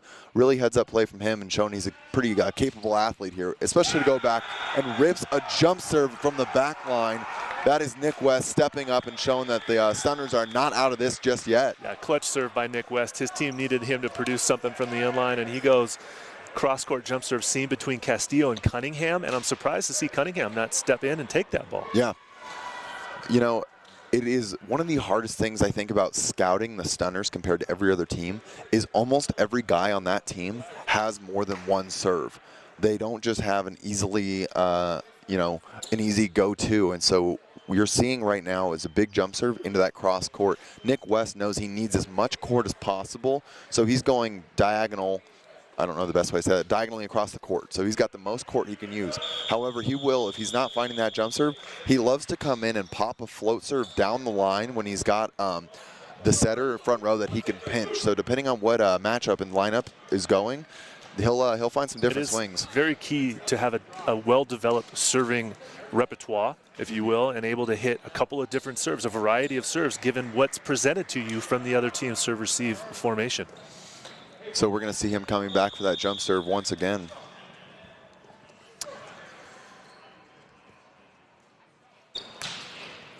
That one goes just long, and we're seeing right there exactly why he really likes to go all the way into the cross court. Misses that one just by a foot or so outside the back line, and you know, if you go into that back corner, he gets that on the diagonal. And that missed serve gives Freedom a 2-point cushion here as we get halfway through the second set. We're seeing a new setter in, or no, sorry, that's a serving sub, but that is Ron Dunn, their other setter, coming in as a serving sub, playing middle back defense, and a little lost on where he should be back there, a little shallow for the way that Bramwell likes to swing, and that's going to be a point on the backside for Bramwell. Serving sub is undone there. Yeah, Freedom needed that point, or else they were going to be down by 3, and then things were going to start spinning pretty fast for them. They're reeling, they're dealing with some adversity. Hilling is no longer on the bench. I'm not too sure what's going on with them, but they only have 3 people deep on their side of the court, so they need to figure out what's going on and see if they can right the ship. So that goes out of bounds. Bramwell gets a touch and it goes out. The options on the bench, just for the fans at home, is another pair of hands in Pono, number 2, and then they've got another libero and a third middle. So, no. Yeah. We also have Corey Chavers, who's on the roster, but has yet to be on the bench this morning. And I think we may be seeing a magic trick appear and have a new person come on board. Might be a possibility here. Olivia, do you have some insights for us? Yeah, it's looking like Hilling will not re-enter this match. He's completely taped up. He's got some ice on that hip now, and he's no longer suited up. So it looks like we'll be without him for the rest of the match. Okay, interesting story to develop as this match continues. That swing goes just wide for Freedom, and that's gonna go point the way of the Stunners. Here's Emery serving jump float down the line, shanked by Vaughn and unreturnable by Elias. So now we have the Stunners down by 1, 15 serving 16, and Coach Beaumont might be taking a timeout. I think he's getting to find out how many he has. And Emery has, it might be hard to see, but Emery really attacks the 5-6 seam and makes front row outsides respect if they're going to pass before they hit, because he really likes a good float serve down the line, has a high point of contact, and that ball moves a lot. I know it can be hard to see sometimes from the side, but he really makes teams communicate about what they're going to do. Yeah, and that's what they need to do, especially on a jump float serve. You've got Cunningham running the back row kind of serve receive back there, but between Castillo and Chris Vaughn, they all need to be on the same page regarding the jump float serve from Dylan Emery, because they haven't really seen it very much throughout the event. And even today so far, this is probably only maybe his third or fourth service attempt in this set as he came in as a substitution for Matt Hilling. And Hilling with a lot of experience. You see him right now talking with Coach Kirk Francis. They're probably doing some problem solving, figuring out how they're going to make this work for him. Big swing from Albus, but Como comes across with a huge dig. Set goes outside to Jarvis. Seifert with a great block move. Recovered by Stunners, goes back outside to Jarvis. Jarvis the top, tip over the top. Doug and Castillo's going to roll shot short, make Bramwell play some defense.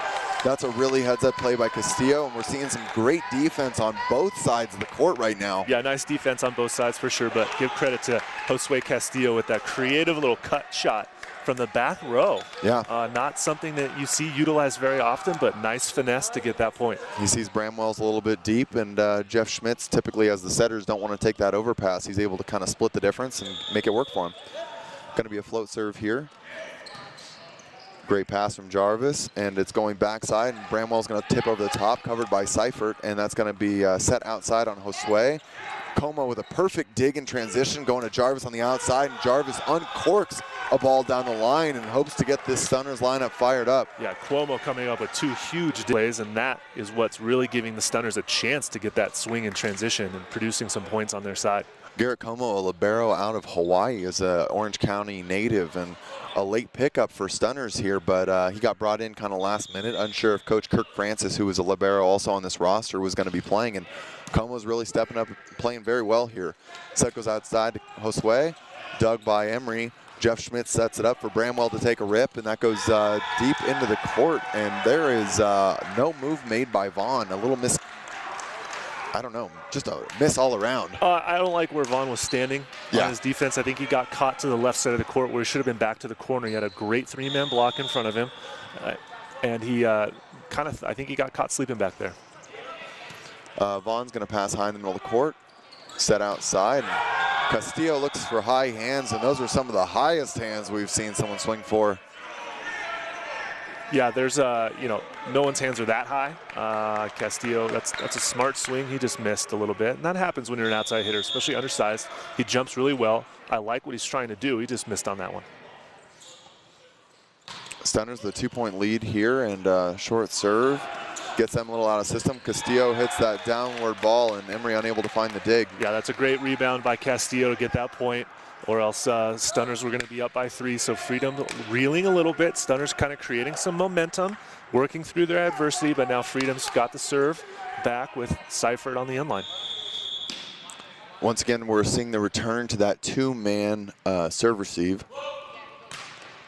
And Como takes that aggressively, forces a back dump, and Freedom needs to be a little more disciplined there, because there's not always a lot of options when you see that tight pass coming, and smart heads-up play by Jeff Schmitz there is able to kind of bail them out. Yeah, that was a creative back dump by Jeff, and he's relied on that throughout his career, but it is the responsibility of the Freedom's left front player to realize that it's a front row setter directly in front of him and take that away.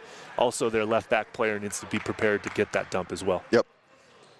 Variety of ways to do it. You just got to pick one. Schmitz with the float serve. Vaughn passes well, and we're going to see outside set of Castillo, one-on-one. Yeah, there's high swing by Josue that time, but one blocker in front of him. He's able to work the ball down the line, saw the seam was available, and took advantage of it. Yeah, and that's what the real importance of good passing is here. When Vaughn's able to take care of that first ball, Modesto holds the middle, and that's going to give your outside hitter a one-on-one.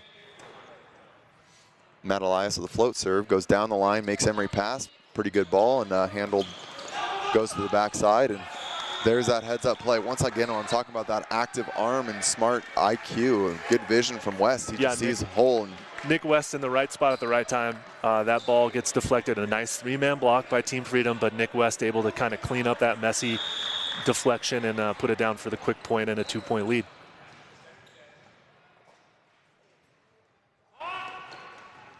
Chop shot coming from Jarvis, pancaked on service. Modesto with a little bit of a unhealthy tip off his hand, and Nick West once again activating. You know, you asked me there, how do you answer back in game 2? We said go to the middle, and we are seeing Nick Amato and Nick West really finding a way to get involved here. Yeah, absolutely. I mean, you're at a disadvantage not having your starting outside hitter in and putting Emery in to fill in for Matt Hilling. But yeah, getting the middles involved. The passing from the Stunners has been good enough that they've been able to run their middles a little bit more. But right there you saw Jarvis with a great off-speed roll shot serve that caught the Freedom a little bit back on their heels, and they weren't able to put a good ball back, and so it was just a free ball that they had to put over. And there you see Matt Hilling playing chiropractor real quick, and that's Corey Chavins on the floor there. Looks like he's going to be sort of a reserve player. He's out of UC Santa Barbara, for those of you that watched him during his collegiate days. Matt Hilling not having his shoes on, definitely, like we heard from Olivia, not going to be involved in this match any longer due to that hip injury. Yeah, and we've seen Corey Chavers actually had a very tight back, as far as I understand, all tournament long, and that's why he's not even been suited up on the bench for them. But at this point, I think they're seeing that he might be a needed option. So the team is working together to get him warmed up however they can. And at this point in the tournament, you need contributions of any kind from all your players, especially if you have a little bit of a thin depth chart like the Stunners have. Yeah, I do want to highlight, though, Emery honestly coming in, playing quite well, and the rest of the team being ready to make a lot of adaptations on the fly and cover him up in less than ideal service lineup. So there's a missed serve from Jarvis, but I think that's the second coaching point for Coach Beaumont, calling those timeouts and icing the server from the other team. 2 for 2, some great stats, batting 1,000 over there.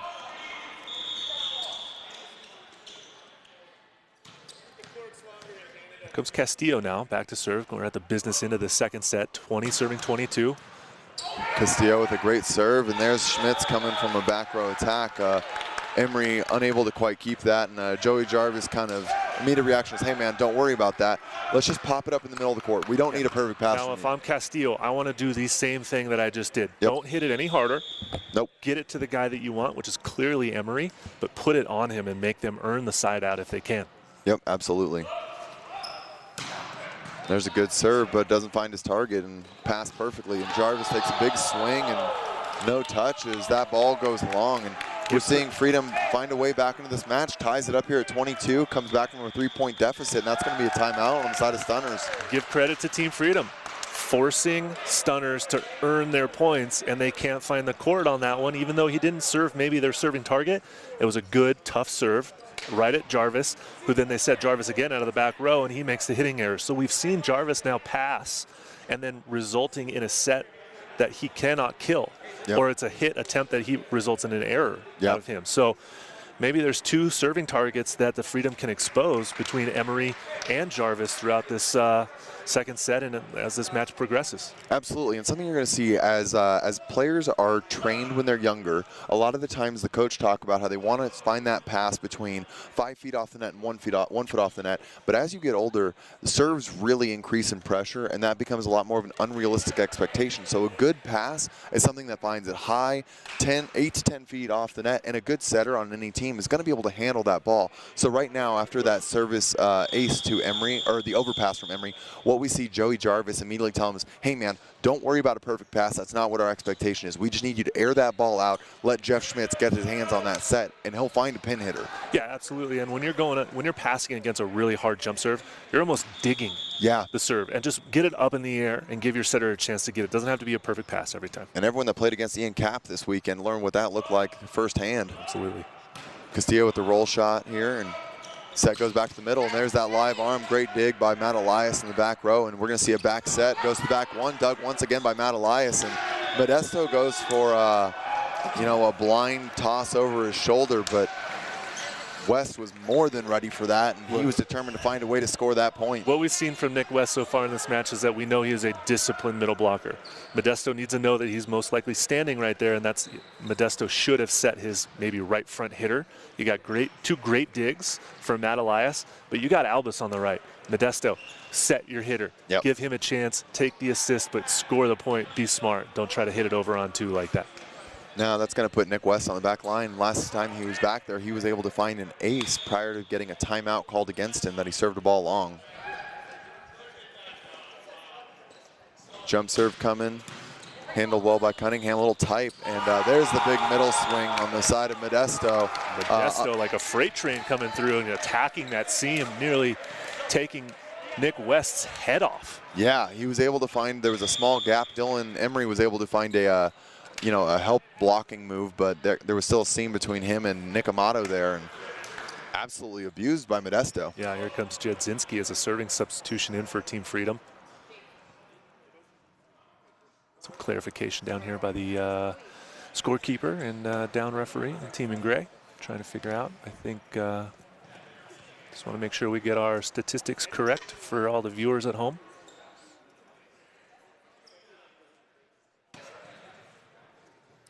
Difficult to see exactly what they're discussing due to the face masks and COVID protection. But. Yeah, exactly. And for anyone joining us live, we are here in the first match of the day. This is the first semifinal. We are in the second set, closing into those final points, tied up at 23. And this is going to be an important one for Stunners to try and lock it down if they want to keep extending this. That's a good pass by Jarvis. Goes up, Amato finds a swing and unable to be controlled off the shoulder there of Albus. Seifert's doing a great job of getting in front of Amato's power swings. Amato is not getting clean kills. He's getting the kill, yes, but they are not clean swings. They're getting touched, they're getting deflected, and interesting to see their reactions on Seifert to control Amato's quick attacking. A lot of pressure here from Freedom to control this ball, and that's going to be tight, but handled well. And there's a small block touch from Amato, and there's Seifert able to find that open court and toss it down. Look, sweep that by Amato. Great pass from Team Freedom, quick set. Amato decided to go for a full commit against Seifert. Got a nice touch, but the ball bounces and ricochets back to Seifert, and he's able to throw it down on two. And here's Albus now back to serve, and we're tied at 24s. Yeah, right now, it's really hard if you're Stunners to know where Matt Elias is going to go. He relies a lot on Albus in the back row. And there's going to be the overpass. So Seifert takes that, and we'll see where he goes. There it is. Albus goes to the back row. One-handed jab by Como. And Matt Elias goes the outside to Vaughn this time. And Vaughn able to beat it out on the hard angle. There is a multitude of options for this team to rely on. Team Freedom will not go away. Nope. They extend the rallies. They continue. They make a good adjustment throughout the play. You see one dig, and then the next swing goes outside, and he goes cross-court for the winner, and the team erupts with some good quality motion and momentum. And there it is, once again, just relying on that D-ball. Albus is an absolute rock back there. And here's his jump serve at set point. Big swing. That one's going to go long. Long. That's Emery really relying on his ability to communicate and let that one just go. It's the best passing move you can make. Good dodge by Dylan Emery back there to get out of the way of that serve. Emery, once again, he's going to be looking for that, I would assume, a float serve going into the 5-6 seam between both your outside hitters. Instead, crosses it up, gets Cunningham going down to his knees, gets a good pass. Good block move. Schmitz is on the outside now. And there's a dig by Emery. It's going to be overpass. Cunningham takes it with his hands. Matt Elias goes up to the big side, and that's going to be over from Castillo. And that's, I think, honestly, unforced. Normally, I really do like the aggression of the Bic, but after Vaughn's explosive attacks there, I think I'm going right back to Vaughn to try and finish that set out. I'd like to see, spread the offense out, go either left or right side, and now we have set point back over to the Stunners. Battling very well, and serve from Emery here, going after Cunningham once again. Matt Elias goes outside to Vaughn. Vaughn swings, chisels it, and there's a one-handed scoop on the backside. Jarvis going all the way to Bramwell. No swing is taken there. He sets it into the corner. Set goes out from Elias. There's a deep swing, misses, and that is a Stunners win. Able to pull that out, stick through it, play stick to their guns, and they find a 27-25 win in the second set here. I know Vaughn hit that ball out of bounds, but I'm going to put that blame on Cunningham's pass. That was a free ball from Bramwell. Cunningham underhand passed it, brought Elias to about the 9-foot line, which essentially took Seifert out of the offensive options, and he had to go to Vaughn once again, and unfortunately Vaughn hit the ball out. You know, one of those impressive things that we talk about at this high level is people's ability to problem solve in real time. And Stunners really got tested there, putting in a bench player that does not play that position. And for an outside to go to the right side, generally they might not have the same power, but for an opposite to come in and have to pass, that is a very difficult task. Yeah, you did see Dylan Emery step into a great opportunity and take full advantage of it, having his number called to replace Matt Hilling after he got injured with that hip injury. It doesn't matter if you're playing out of position. If you can contribute to your team's success, then by all means, that's what your team needs from you to do. And we saw that from Emery. Stunners could have easily put up the white flag and let that game get away. Freedom put up a great fight. They had some good momentum. But yeah, it's a nice response by Stunners to deal with a little bit of adversity. And when someone gets injured, the next guy up gets called, and he's got to come in and carry some weight. And Stunners are able to steal that deuce game back and tie this match at 1 set apiece. And you know, that's something we've talked about for a long time, is the management at a tournament like this. Keeping your roster healthy and ready to go for 4 days, using the right people at the right time, winning the games that you need to win. We said that from day one. Stunners knew they had a smaller lineup. They wanted to win games fast. They were going 3-0 on every team they played, but they were putting their best lineups out there. And now we're getting later into the tournament. You see, that's where injuries start to occur. So, you know, it was just a different approach. And every team has a different way that they want to play this tournament, and that was their choice. So hopefully they're able to keep battling, and it looks like we're going to see, it's hard to tell exactly what they're going to be doing here with their lineup. I think that we're going to see number 5, Corey Shavers, coming in. But, you know, Dylan Emery with some contributions like that, definitely stay warm on the bench. Yeah, it will be interesting to see what the Stunners do. They're putting in a new middle blocker, number 25. So that's, or maybe 25 is going to play opposite. And we're going to have Amato play middle front. But you can see some good emotion and good fire still from Team Freedom. They're right there. They had a couple of set points, you know, a couple of chances to win that game. Aylesworth is playing middle blocker. I'm surprised to see West being substituted out. I thought he was playing pretty phenomenal and offering a lot of options for them to kind of clean up some of those scrap points. And when you have a change like that, when you change out your outside, sometimes you are going to lose a lot of that control, especially in the 0-2 position. And so having someone like West that's going to be a disciplined net controller, I think this is an interesting decision. Admittedly, I don't know too much about Aylesworth, or that's Freytag, sorry. Well, we'll see the same change on Team Freedom. They've put in a different middle blocker in the front row now, as it seems that either Modesto or Seifert's going to take a quick maybe rest. But, you know, this is now a 2 out of 3 match, and so everyone needs to be on point for the rest of this match to make it to the championship final tonight. Tight block there, and we're seeing right out of the get-go, Team Freedom absolutely ready to seal down the net. We see number 20 coming in. That's going to be Paczynski, and he did a great job there, sealing 2 to the outside. Yeah, Paczynski got some good time yesterday.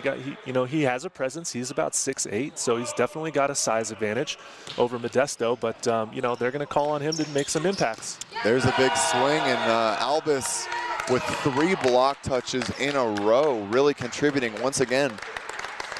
Look, Albus is doing a great job offensively, but now also making his presence felt at the net with his blocking moves. I think he's got a good read on Jarvis, and maybe, you know, it's going to be interesting to see how that shakes out. Serve down in the middle to by Elias, backside by Bramwell, swings deep, pass is going to go tight, and he's going way under there. Chris Vaughn a little lost, I think, on where he is. I think that ball was going long. Yeah, hard to tell exactly. I mean, a nice effort by Elias, but he was clearly under the net, and that's a violation. So point to the Stunners.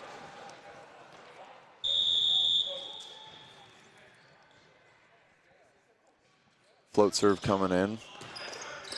High ball by Vaughn, goes backside to Castillo. Castillo tips over the top. Como reads that perfectly. Good ball, puts them in system. Bramwell comes to the backside and takes a big swing.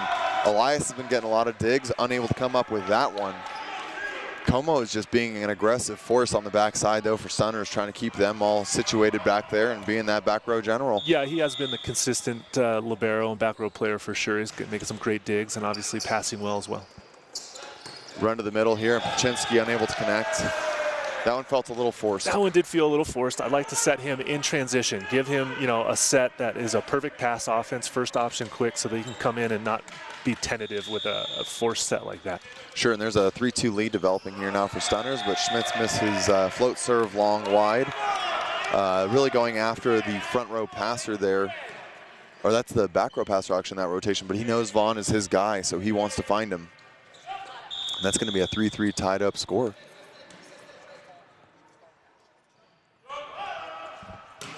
Swing from Castillo. Garrett Como handles the net bounce well outside to Bramwell. Bramwell swings off of Freedom. Tools outside. Yeah, nice high swing there by Bramwell. You can see, you know, the teams are kind of sort of finding themselves here with a few different personnel on both teams to start this third set. You see for Stunners now, Chavers is going to enter the front row, while Jarvis goes back for his jump serve. Cunningham puts it up high in the middle of the court, goes to the outside. Vaughn takes a swing.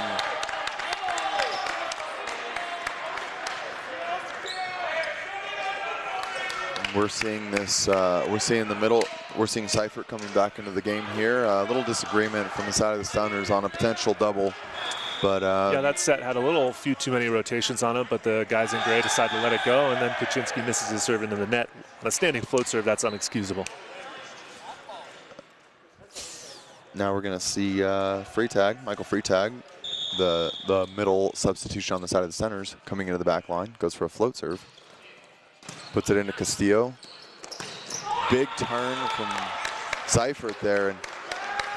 And once again, so first option quick, that pass was up to the top of the tape.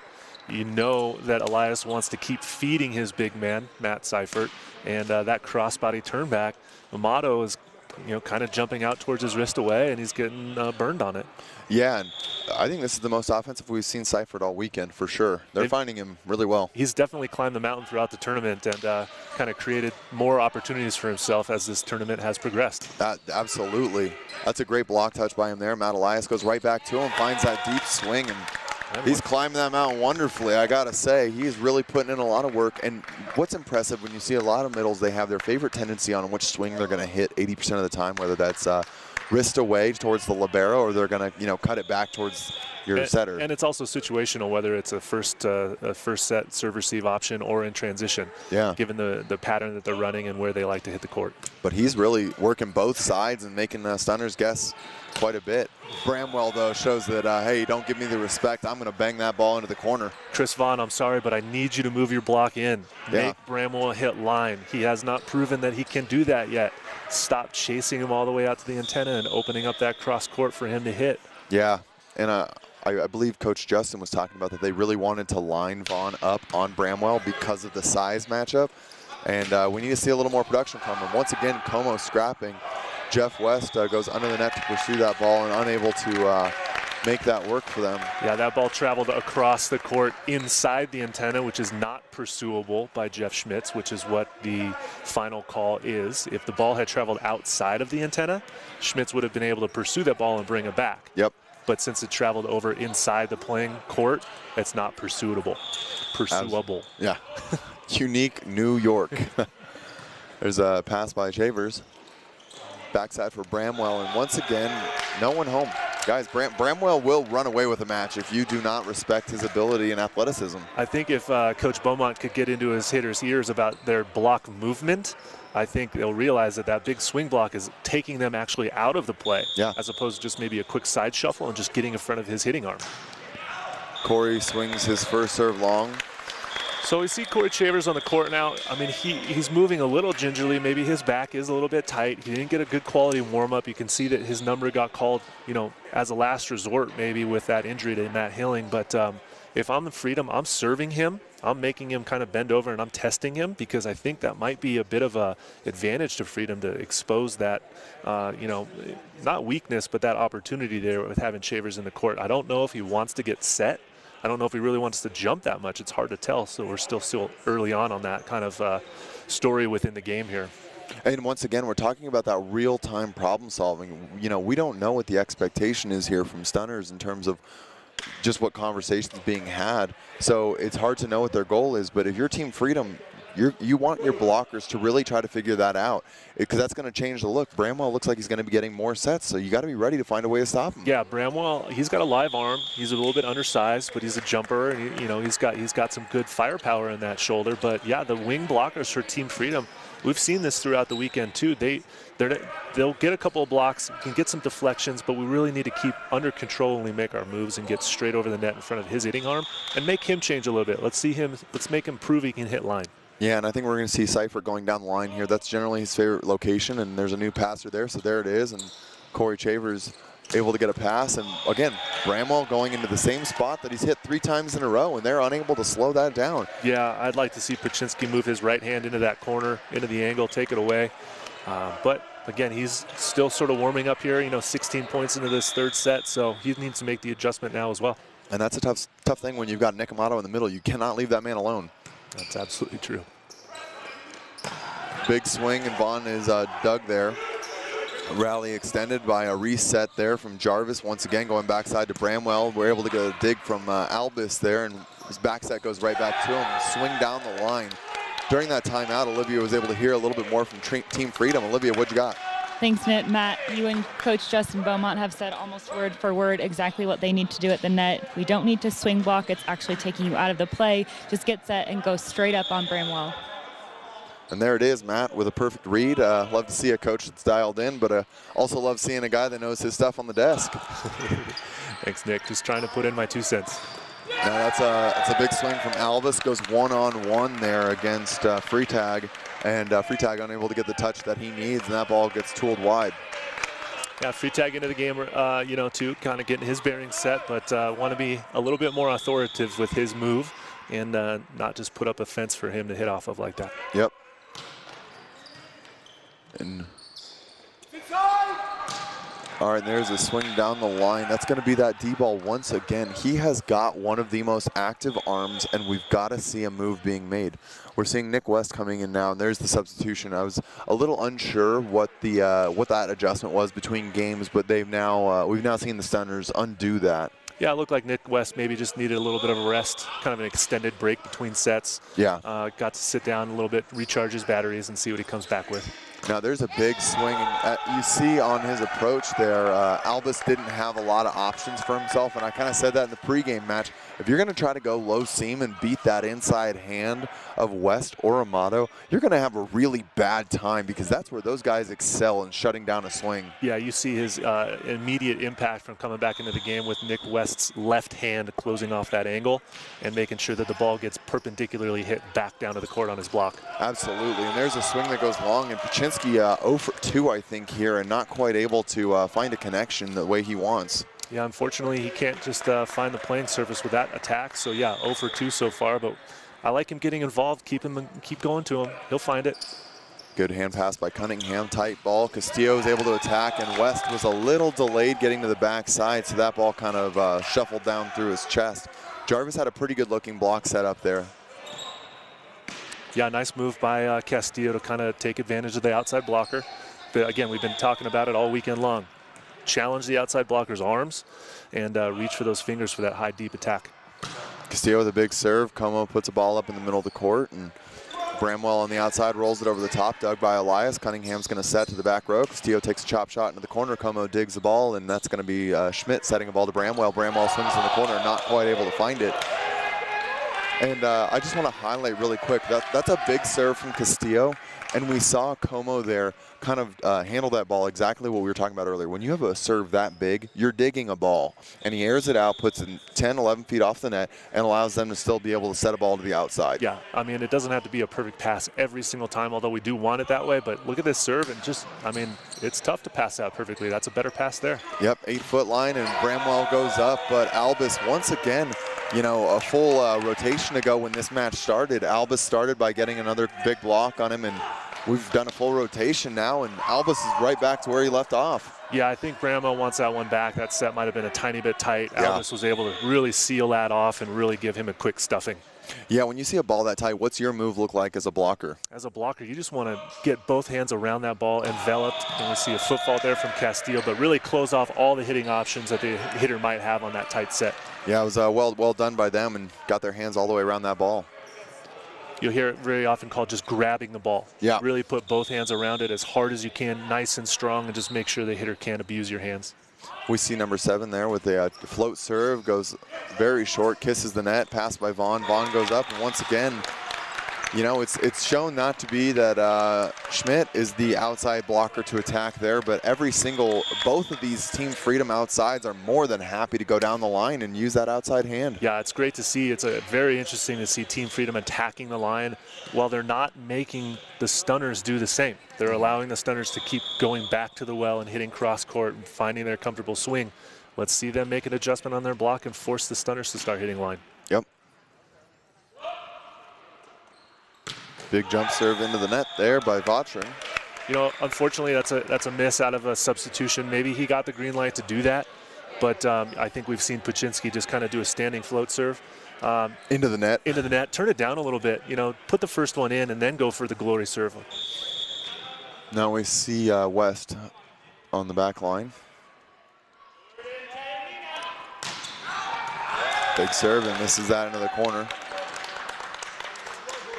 They're going to need Nick West to find his serves, you know, throughout this match. Apparently he was hungry and needed to have a quick snack over there on the bench during his time in the back row. But here's Albus, and so far, Team Freedom from the inline, I think, is winning that challenge. Yep. And that's a big serve from Albus, and Shavers the good pass, goes backside to Bramwell. And like you said, I don't think we've seen Shavers be set yet. So they're really relying heavily on Bramwell, and he is picking up that baton and running with it for the Stunners. Yeah, they're going to need production from him for sure if Shavers isn't 100%. He's in there to pass, maybe block, but if I'm Team Freedom right now, I'm going to set towards Shavers too. I want to see how he does blocking over there. I know you have Schmitz over there on the right going against Vaughn, but Albus on the back row. I want to see an Albus-Shavers challenge here. Bramwell hits a good serve, pass by Castillo, goes to the middle. Seifert, I had it blocked. Castillo free balls that one over the backside, and Amato swings, gets a good block touch against him, and high ball goes backside. Albus with a swing. There's a big seam there, but dug by Jarvis in the back row. Bramwell keeps it alive. Como keeps a roll shot going, and we're going to see a set to the middle once again, but that's going to be Nick Amato going back to back, and probably going to get a warning here, yelling through the net. Look, great read block by Amato. He finally got Matt Seifert's cut back in transition, but then a little bit too much conversation after the play's over.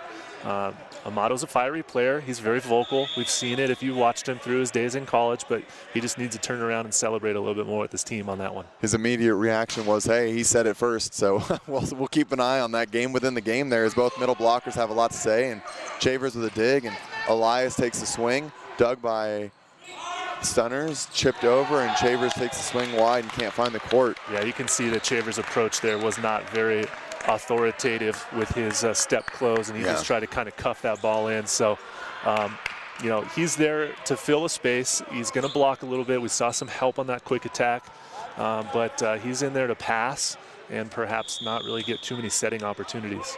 I would say Stunners are about to set the middle right now if possible, but not with that pass. That's going to go outside, and Shavers looking for a smooth arm swing, finds an angle, and that's a good-looking swing, honestly. Shavers is a good volleyball player. He had a great career at UC Santa Barbara for the Gauchos, and you know he's got some range. He did just finish up a season overseas professionally, and so, you know, Freedom needs to have a good, solid game plan on what to do against his swings, whether it's blocking or not blocking, but having a good, solid formed defense behind it. Set goes to Castillo, tipped over the top, and no read there from the Stunners.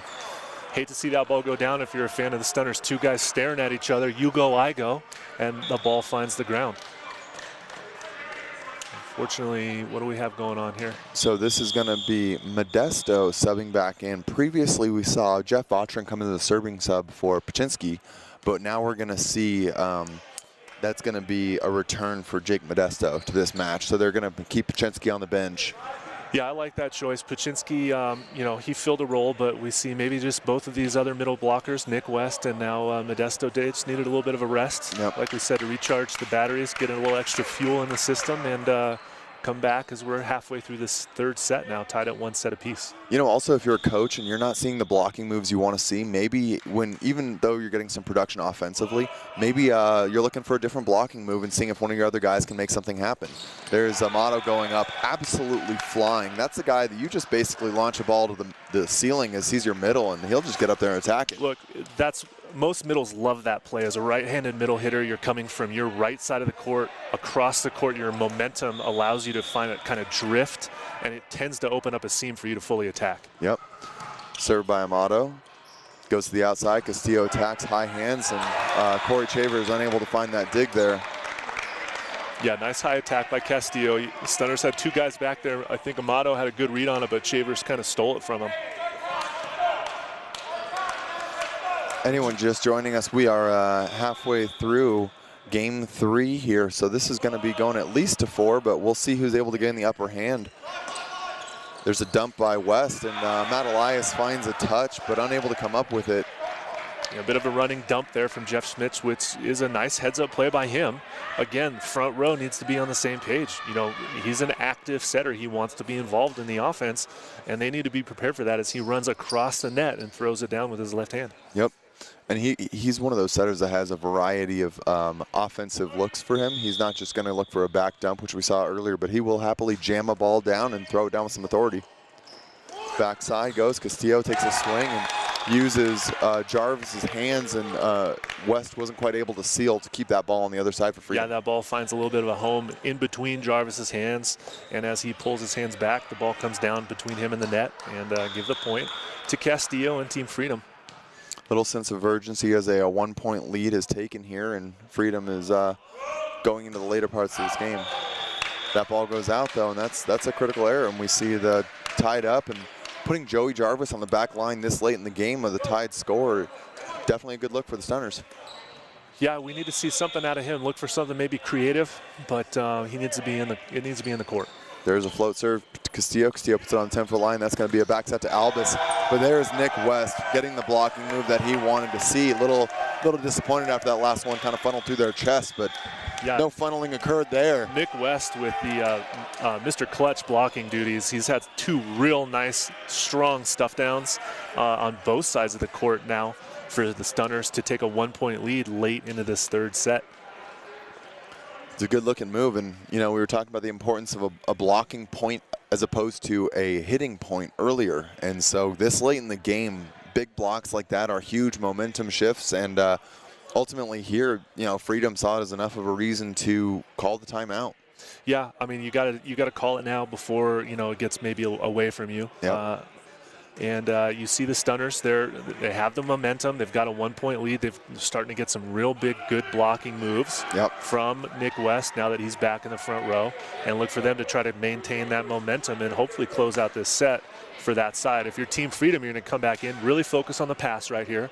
Prepare for what Jarvis is going to do, no matter what it is, and make sure you get that pass up to the net so you can run a quick set or just have a good, solidly formed offense coming back at their defense. Yeah, absolutely. You know, I do love seeing both coaches, both Justin Beaumont and Kirk Francis, being willing to use their bench and try some new middles, maybe get a different look. But then I like their willingness to say, you know, this isn't quite what we want, and we're going to go back to what was working earlier. So during that timeout, Olivia overheard Team Freedom talking about what their plan is. Olivia, what'd you get? Thanks, Nick. A couple notes from the Freedom side. They said their outside hitter is back row. Be prepared for that pick. They've seen a couple dumps from their setter, so they always need to be ready for that.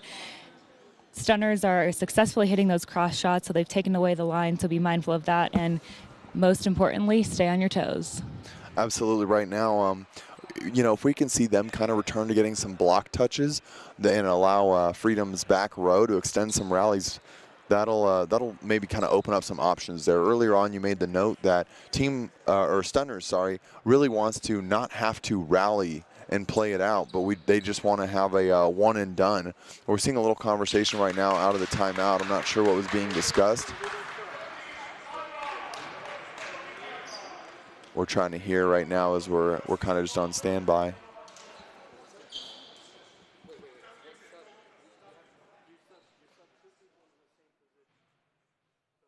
So I was curious about this earlier. I'm kind of unfamiliar. They're discussing the substitution. So in number 4, I believe they're talking about when Jeff Vautrin was used earlier as a serving substitution, then a new person came in for him. I believe the first substitution that needs to occur is Paczynski out for him, or coming back in. I think if I heard the referee correctly, he said he used 2 substitutions for the same player, meaning that Paczynski was subbed out for Vautrin earlier as a serving sub. Paczynski came back in, and now Modesto has been subbed back in for Paczynski when they made that change, which is illegal. Right. So I think they're trying to figure that out right now.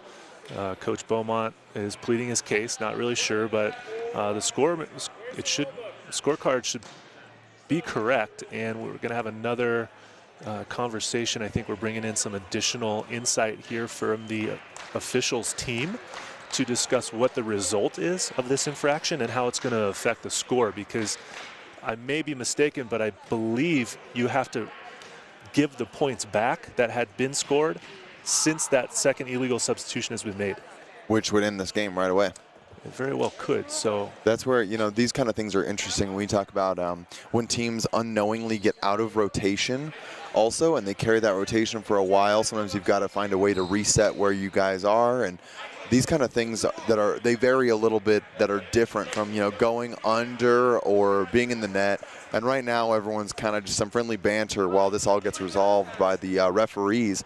But Kirk Francis is talking to the down ref right now, and I think this is being resolved.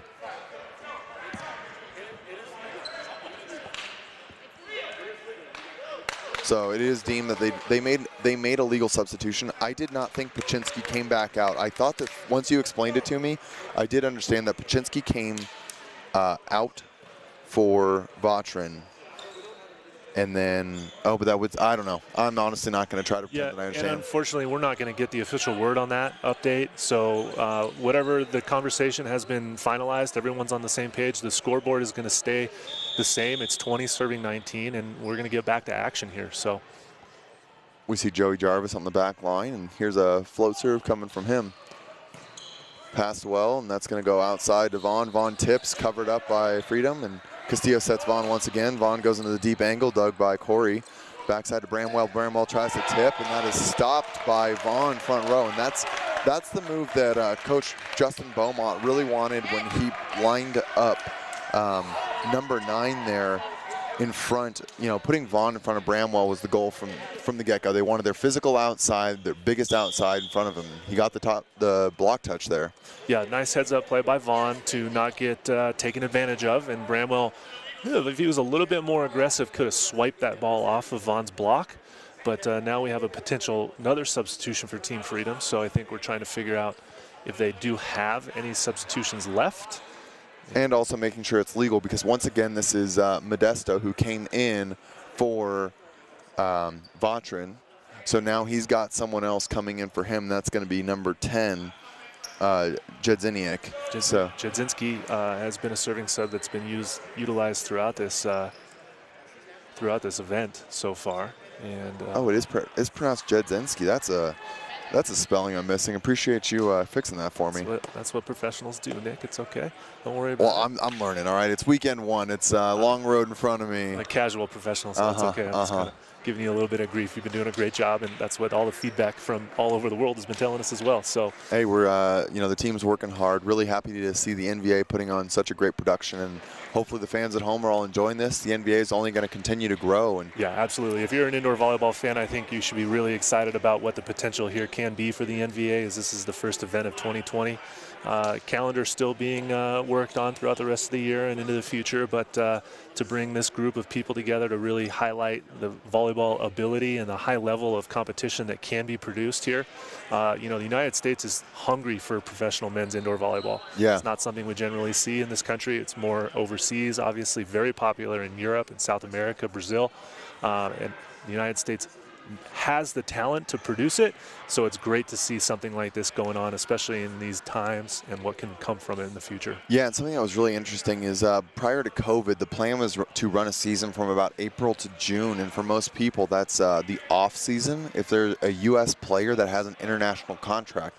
Right now, if I'm not mistaken, we've got about 160 guys that are overseas, and each one of these teams has about 3 to 7 of those guys locked down. So, you know, right now you're seeing high-level volleyball, and that's not including all of these international players that have been in the gym for all of these teams, and these teams have only been training for the last month and a half due to COVID restrictions. Yeah, so everyone's got to be, you know, be a little bit flexible, be a little fluid in what they can do training-wise, what their rosters look like, a little bit of piecing it all together.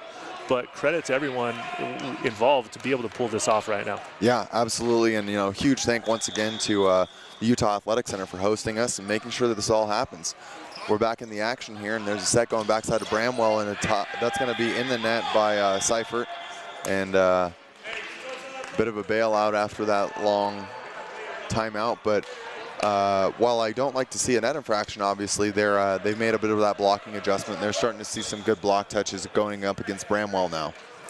Yeah, they're starting to read him pretty well. I think maybe Coach Beaumont is finally getting in their heads about moving their block in and forcing them to hit line a little bit, getting in front of him. West with a huge serve, goes outside to Vaughn, and that's a good block touch by Amato. Gets reset in the middle, and back set, little too tight for Albus there, based on where he was. And Nick Amato goes for that little quick low to high tip, and Schmitz gives him a big hug, letting him know, hey, thanks, man, that's my bad, but you bailed me out. Stunners are lucky on that one. And, you know, unfortunately, that kind of extended official timeout there to determine what was going on. There were 2 of them back-to-back, and unfortunately, it hurts Team Freedom right now as they give up 2 quick points, and Coach Beaumont's got to call a timeout to discuss it. Although I didn't think they did anything wrong, I think they just need to kind of, you know, weather the storm here as Stunners have gotten some momentum. Yeah, and it's really hard. It's really hard in my experience as an outside hitter when you see a middle going up. If you're not able to help out because they're running that push or a 3 on the front side, that's not in your zone, so you can't help out. But your responsibility is, as soon as you know what's not going to the backside, you need to play off blocker defense. And right there, we saw Vaughn was not quite as close as he should have been where that offense is shifting. And so when that tip comes over the top, that should be his ball. And because Albus and I don't know who the front row middle is right there. I think it's Seifert. Yeah. Yeah, so they're up in the air. They're making blocking moves. That's your responsibility. Yeah, and the blockers of Team Freedom need to be fully aware of Corey Chavers is right now for the Stunners, and as he's not getting any set attempts. Yeah. So they all need to be on the same page on that detail of this aspect of this game, and moving forward here, it's 22-20, so it'll be interesting to see how that shakes out. Yeah, so that's going to be West once again on the back line, swinging really into that deep corner across the court.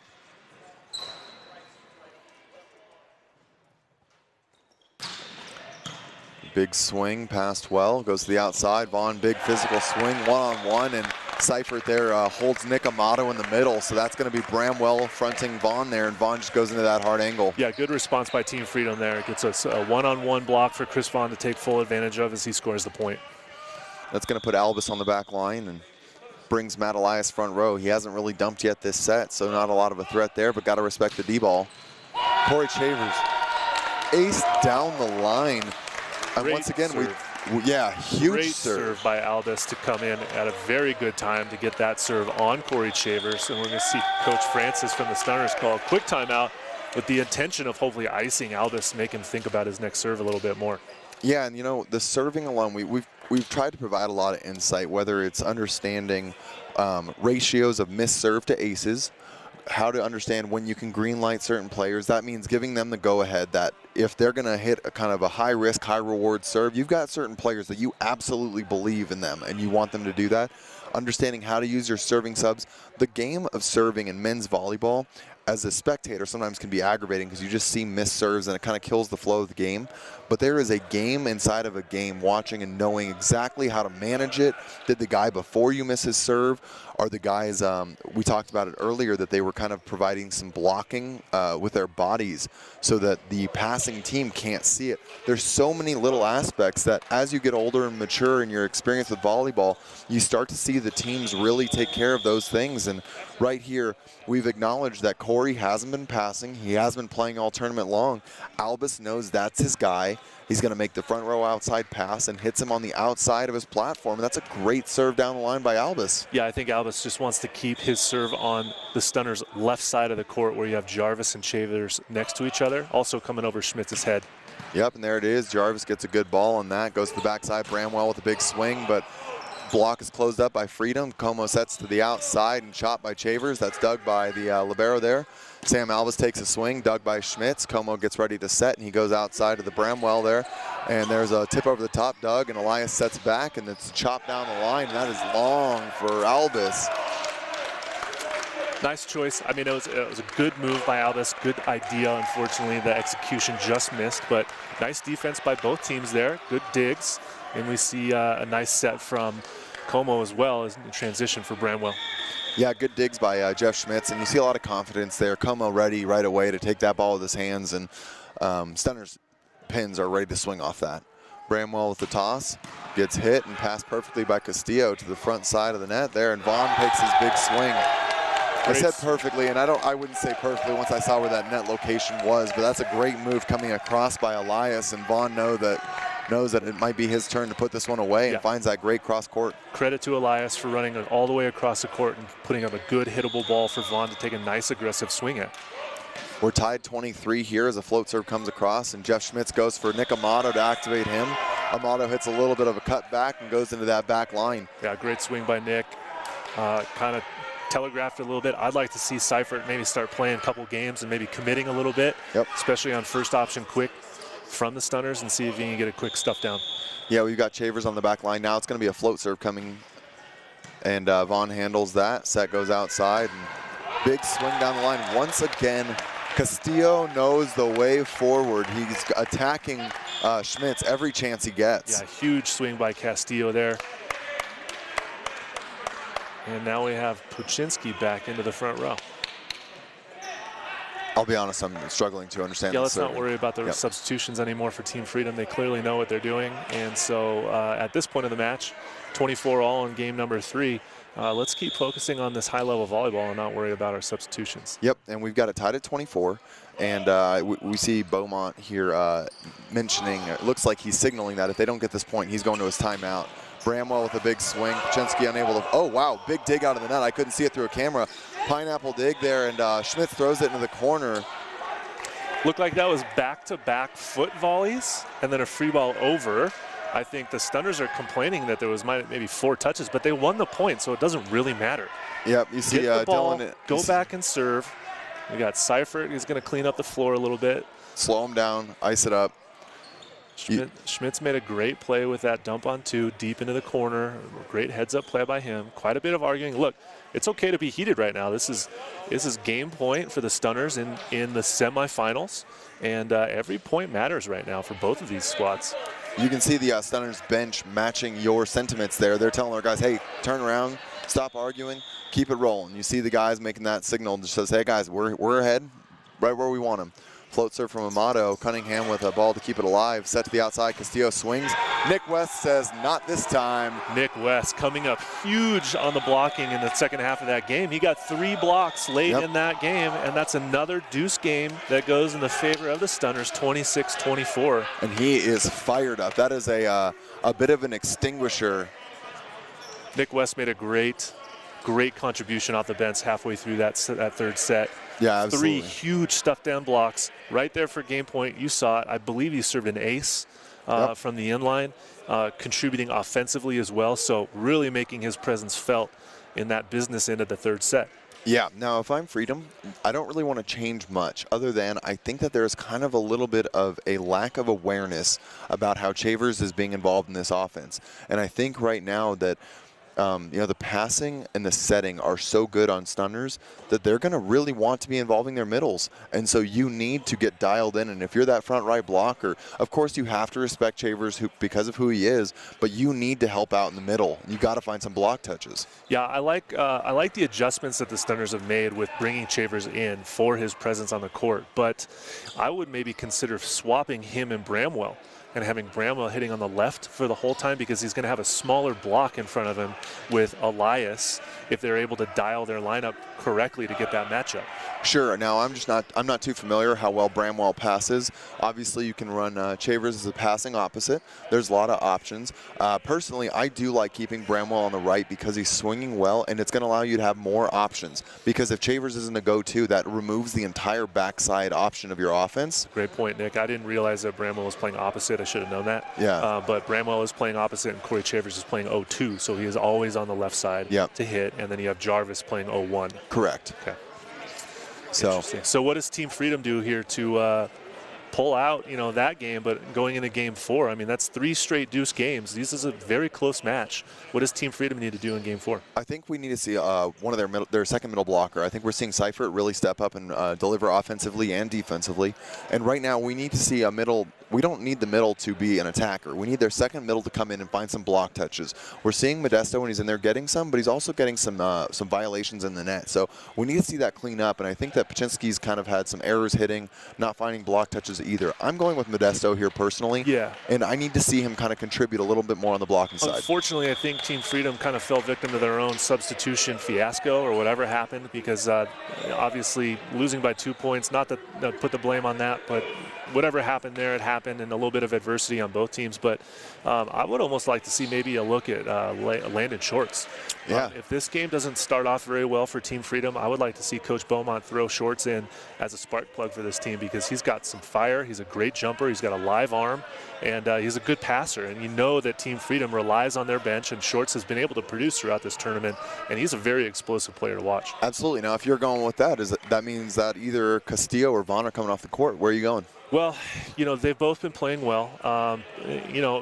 Really, it could be either one. It doesn't really matter, I don't think. If one of them falters a little bit early on in this set, just to give it a quick change up, a different look, Shorts can play either one of those positions. So it doesn't matter who comes out as long as you get a contribution in the proper direction by the substitution. If I had to choose, I think I'm going Vaughn, only because of his he's a little bit of a less steady passer.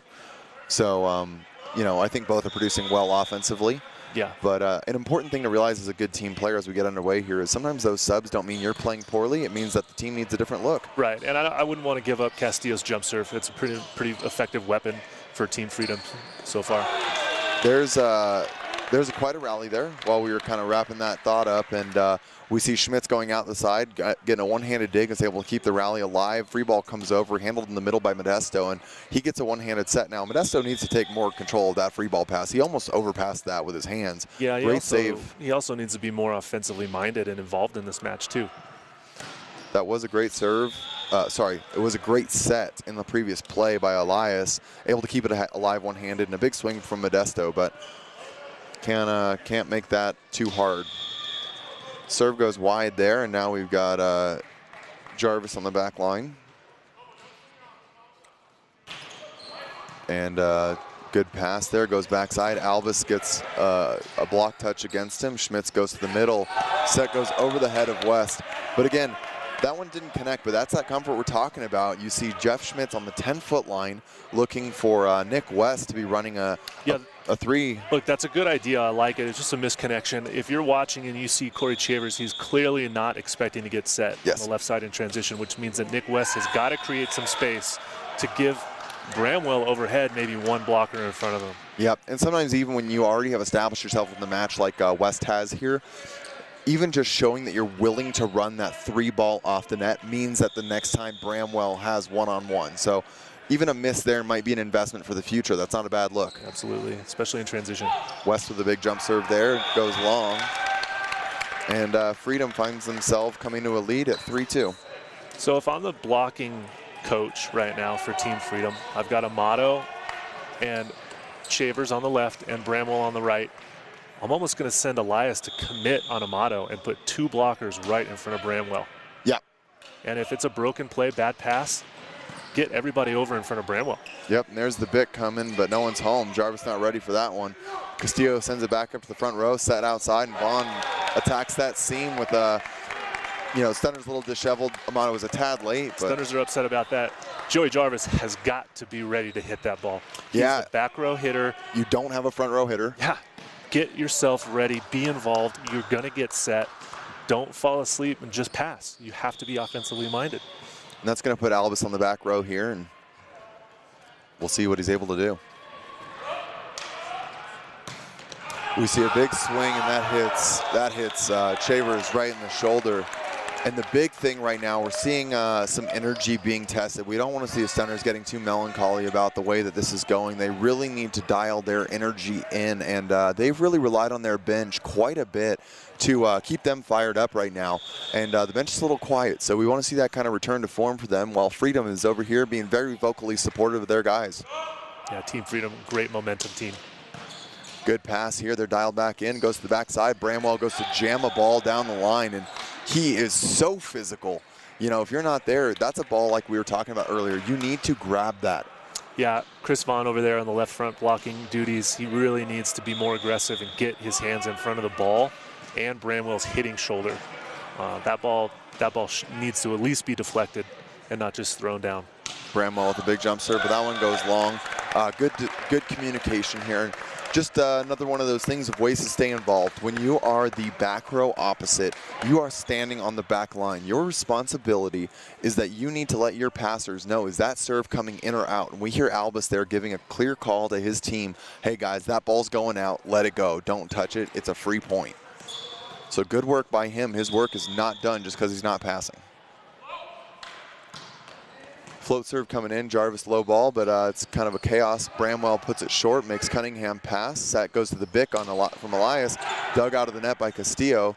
Albus takes his turn, goes down the line, does not find that chop, and ball is called out. Albus wants that one back. I think that was the right swing down the line, trying to take advantage of Chavers, actually not even blocking. Yeah. But he was just a little overzealous on that one and kind of curled it out wide. You know, this really does speak volumes, though, of the Stunners. No matter what, they basically have 5 healthy players, no matter how you look at it. And they're still finding ways. Guys are picking up what's being put down, and they're finding ways to continue scoring. Chavers with a jump serve down the line. Perfect pass from Vaughn. Goes to the outside on Castillo. Big swing, blocked back into his head. Jeff Schmitz is able to finally get a hold of that ball and turn it back into him. Yeah, that's a nice block by Jeff there. A little bit of an undersized blocking setter. You know, even a blind squirrel finds a nut sometimes, and that's what happened there. Is Castillo needs to keep reaching and hitting the ball deep, trying to drive it off his fingers. Chavers, unfortunately, we talk about one of the best ways to score a point is with a block, so props to Jeff Schmitz. One of the worst ways to lose a point is a missed float serve. So Chavers following that, a great point up with a little bit of a blunder there. Yeah, unfortunately for Chavers, I think he's having some serious back problems. He's having a hard time bending over. You saw it earlier when he got hit by that ball as a kind of a side dodge. Garrett Como steps all the way over, and Jarvis goes for a tip jam. Dug by Bramwell on the overpass. Bramwell's going to go ahead and take a rip here and triple block. And Seifert. Wow, Freedom scraps that ball over. 2-man block coming back. They're going to go back to Bramwell. Swings it in the net. Wow. Team Freedom puts it together. That is absolutely incredible. What we're seeing there is we have Seifert playing middle back defense. They've got Vaughn playing left back, so a little bit of a different read. They're expecting an outside set to Jarvis, so they've got Vaughn digging the cross-court angle. So that's a little bit of a defensive adjustment. We see Seifert get a less than ideal touch, but a very heads-up play by. That was Modesto who came running from the net all the way back. 2 middles finding those touches. So the first one there by Seifert in the front row, and then we see Vaughn turning, hauling his butt out the back of the court, gets a one-handed punch dig, and there it goes. You know, that was incredible, though. We see a diving move from Modesto 20 feet into the court, and then his 2 remaining blockers are prepared that he's not even going to get to the court, so they bunch block in the middle of the court, ready to try and make a move together. He is able to get back to the court, or back to the net, and then Bramwell bails him out, finding that ball into the net and going into that timeout. Fortunately for Bramwell, he's on the wrong end of that hitting attempt, and you know, it's tough to make a play when you hear all that noise and celebration, and maybe, you know, didn't expect that ball to come back from Modesto, but you know, that's great hustle from Freedom. That, you know, that's a huge play. I know it's still early on in this set, but Freedom's fighting for their lives here. I mean, they're down 2-1, so they don't have the capability or the opportunity to not sell out for something like that. And something like that's going to be super infectious. If they can come back and score another couple of points right here, create a little bit more of a cushion, look for them to maybe possibly run away with this set. We'll see. Hey, and we said it earlier, sometimes it's not about the perfect pass when you're a serve receive, and when you're trying to play some defense, it's not about a perfect dig. Any ball that is kept off the floor, there's a possibility. Just keep it off the floor. Amato goes for a big swing, one-handed punch. Castillo goes out the back of the court. High ball barely dodges the ceiling. Vaughn free balls it over. Como has to go short, set to the middle once again. Amato is stopped by Modesto, and Modesto absolutely finds a huge block touch there. Look, this is a very tricky rotation for Stunners. Jeff Schmitz is front row. Jarvis and Nick Amato in the front row. That's a great commit block by Modesto in transition to give a quick stuff down to Nick Amato. I think your go-to right now is Jarvis on the outside, but if you get a tight block, don't be surprised if we see Jeff Schmitz taking advantage of Castillo being a short blocker. And Seifert bails him out. That is an unacceptable miss serve right there. Especially for the float. Now, he has been very consistent with his jump float. He has, and that's the third serve in his service run. He came out of a timeout. He was able to get one called against him. Cunningham with an unideal pass. And Amato with a huge dig down the line. Schmitz airs the ball out for Jarvis. Jarvis swings, one-handed dig punch by Bramwell. Goes back to Jarvis. Jarvis over the top. Castillo digs on the offside. We're going back to Albus. Albus swings big down the line. Block touch. Amato able to get a touch, but not able to dig it out, and he's very fired up right there. We see a big, honestly, I saw a big net there got missed when they looked quickly down the line. So there was a little bit of bailout for the Stunners and an opportunity there, but. Look, emotions are running high right now. This is the semifinal. This is a ticket to the championship game on the line. I like to see the fire from both sides. Touch there, and Jarvis goes out of bounds, cross court. Yep, Albus makes a good move. He fronts Jarvis there and then pushes his block back into the court, goes low and tight, and Jarvis looking for high hands or kind of a deep swing into the corner there, not able to find it. Yeah, look for a quick set here to Nick West if the pass is up to the net. I'd like to see Modesto maybe commit again. And there's that dump, but pulls. Oh, we've got a net on Jeff. Yep, no disagreement there. Yep. Kirk Francis looking for something a little different, but Jeff West doesn't even disagree with that. It's the right idea. That pass has got to be better for Stunners, okay? Jeff has no purpose running, no reason to run all the way across the net. This is a little bit of a jump float. Give it a perfect pass, set quick, take the side out, and move forward.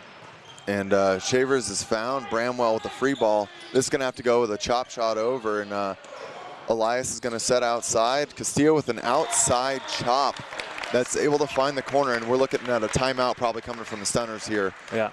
Jarvis let Coach Kirk Francis know, hey, we need one. Stunners are reeling a little bit right now. It's spinning pretty fast. They find themselves down by 7 points, which is going to be pretty tough for them to come back. Now, this set's only not even halfway done yet, but things are spinning pretty fast. So Kirk Francis, definitely take a timeout, take a couple deep breaths, gather yourselves, understand what rotation we're in. Let's figure out a good game plan. Let's run a set play out of the timeout. Let's try to get the pass right up to the net. Let's set quick. Let's let our big dog eat, set Nick West, and hopefully side out right away. Yeah, my thing, I've got 2 notes right now. Number 1, everybody be ready to hit. We obviously are down 1 man. You need to be ready to go wherever you're at on the court. Number 2, I don't care about the score of this game. I care about the emotional status of our team. Everyone is pretty fired up. They're arguing some calls. Guys, own what you have. If you don't have the call, you can't control that whistle. Right now, dial in your side. It is what it is. If you make a mistake, forget about it. You need really short-term memory. Find your guys, get dialed in. So if this goes 5, you're ready to battle in the 5th set. You know that everyone's swinging on all cylinders, and you're ready to go. Yeah, at this point, you know, coaching philosophies kind of vary. Okay, so if we do go 5, okay, Freedom's up by 7 points right now. If we do go 5 and Freedom continues to maybe win this set kind of outright, if I'm the Stunners, you know, I might be thinking about, let's just find our rhythm. Let's just find some of them. We might not win this game, but let's make sure that in game 5, we're ready to go. In all honesty, the way that Shavers is playing in his contribution, I might be ready to put Emery back in. Perhaps, yeah. Let's throw it over to Olivia with a little insight from that timeout. Thanks, Matt. Nothing technical shared at that break from the Stunner side. It was definitely a mentality check. He said, we've been cool, calm, collected this entire weekend. Let's get back to that place. And he said, how about this? The next time we get a good point, we want to see a celebration, and we're seeing it on their side right now. And he definitely wants to see that extended throughout the duration of this match. Matt? Thanks, Olivia. Yeah, obviously the positive energy is going to pay dividends for this team. As you say, Nick West getting that quick side out for that team, and you know, a good positive energy celebration creates some success and some momentum, and see how it can carry you throughout the rest of this game. Yeah, that's exactly what you said they want to do. Find that Nick West set, and there it is. Puts it away with a lot of authority. Set goes back to the middle. Modesto dug by Como. Schmitz is going to go outside. Jarvis got a tight set, dumps over the top. Elias keeps that ball alive, swing outside, and Albus roll shots the ball and uses Nick West. That's maybe a play that Nick West doesn't want to block on, because Albus is not coming in full speed to swing. You can see he slowed it down, and he's able to kind of roll shot that ball off of Nick West's arms, because Nick is looking for the heavy heat. Yep, absolutely. And we're going to see Castillo with a big jump serve right now.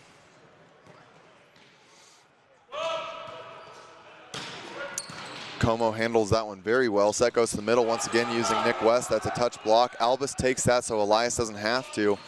And set goes to the outside. Elias there, a little critique. I don't know if there's a communication issue, but on a ball that high, Albus absolutely should be taking that ball. You do not want your setter taking a first pass. It's English. Speak to one another. Yeah. Call the ball. Matt Elias, get out of the way. Albus, pass the ball. Get a good pass. Let your offense run itself. Give the setter a chance to, you know, put up a good hittable ball. Yep. Big swing up in the middle there, and deep tip attempt brings one of the Freedom players into the net there. And I'm not too sure what happened on that one for Albus. Maybe just trying to overextend a little bit.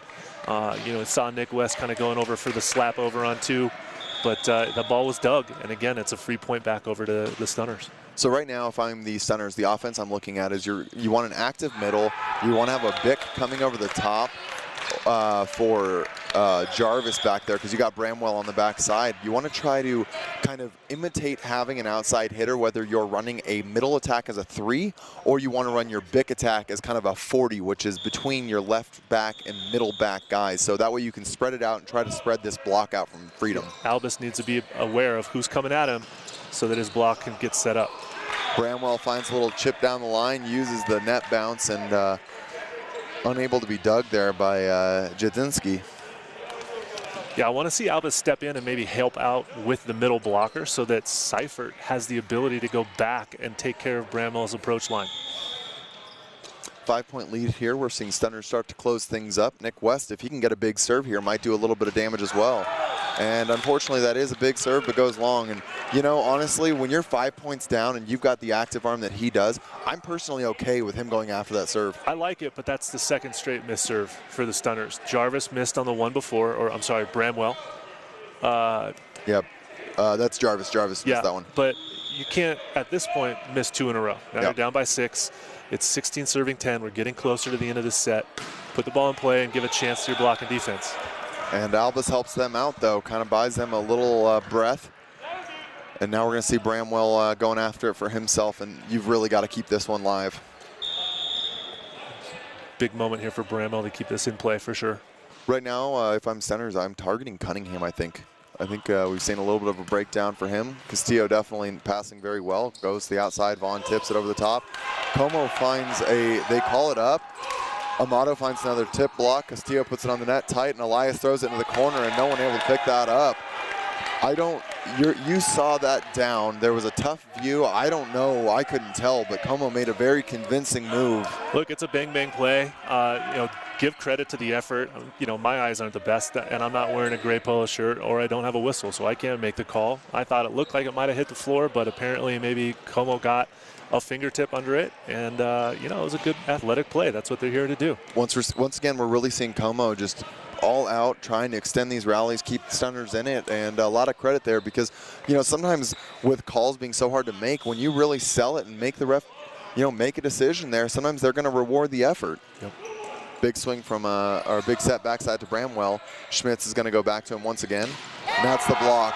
And right now it feels like the Team Freedom block can do no wrong. Man, Team Freedom has done a great job with a 3-man block throughout this entire match. That's probably their 4th or 5th 3-man block for a point.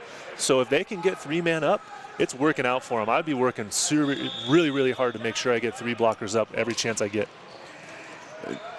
We're going to see a big swing back there, and Jarvis gets dug, but resets the offense, and now they go back to Nick Amato in the middle, block touch by Seifert. Chowder. And a double call. And you see Jarvis right away ringing Bramwell in and saying, hey man, we need to play our game. There has been some questionable sets. That's the first double contact that has been called at this point in the match. I'm not sure if it's 100% necessary to make that call, but again, I don't have a whistle, so leave it up to the guy in gray up there. Vaughn with a serve there to Jarvis.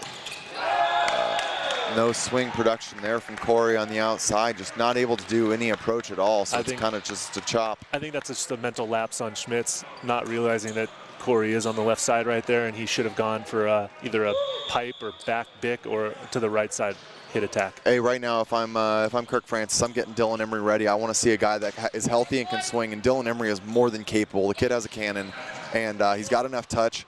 He's going to find a way to make something happen. Yeah, at this point, Chavers, his passing isn't terrific. His offense is a 0. That's a good swing for Bramwell, finds that point.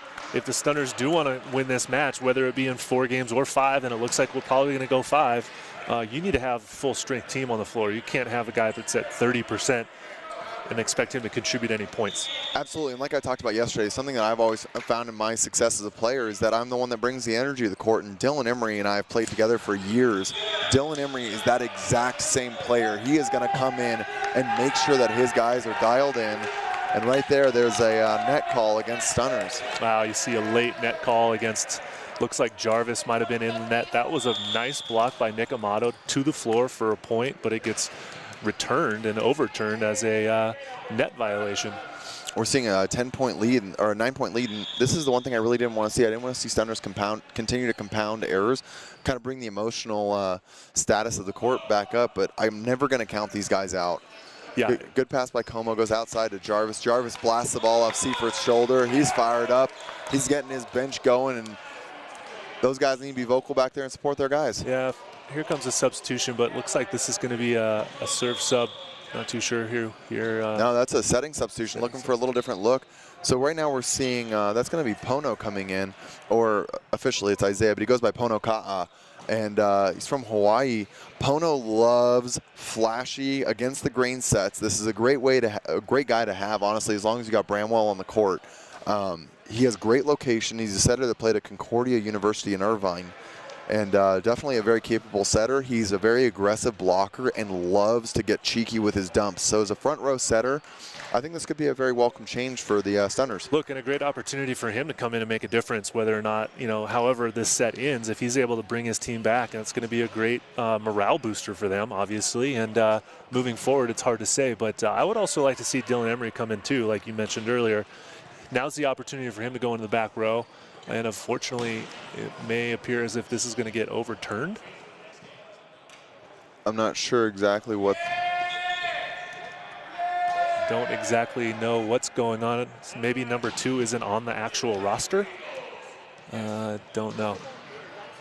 We've got him on ours. Oh, you know what it is? He's wearing number 2. We see him on the roster in front of us wearing number 8. So I don't know if there's a little miscommunication about what his jersey number is, but that might be a discrepancy here. So we see Matt Hilling on the bench trying to get things straightened out with what roster people have here. So Pono is going to be unable to make the substitution. Nick Amato serves a float serve in. Vaughn handles it well, goes backside to Albus. Albus swings into Jeff Schmitz. Once again, we're seeing a setter identification there by Matt Elias. He knows exactly where the blocking scheme is going, and at this point, it's not a huge surprise when they see Jeff Schmidt on the backside there, and he takes advantage once again. Yeah, nice swing by Albus out of the back row. As we have a scoring issue, making sure that the scoreboard is correct. We have continued conversation down here with the scores table. Making sure the scoreboard is correct. We have the score as 22-13. I think that is the correct score. And right now, if you're Team Freedom, there's so much chaos going on that I'm bringing if I'm your floor captain right now, I'm grabbing every one of my guys. We're in the middle of the court, bring everyone together. Same thing needs to be happening on Stunners. The fact that these teams are all kind of wandering around, this is the leadership where you want to see someone bringing their guys together, make sure you know exactly who the go-to hitters are, staying disciplined so you don't lose track, because you take a 3-minute break, you're cooling down, you're losing track of who the go-to hitters are, where rotations are, and now we're starting to see it on the side of Freedom, but Modesto over here chatting it up at the net with Nick West. And yeah, unfortunately you don't see you don't see that happening on either side of the court. We are trying to figure out what the proper score is.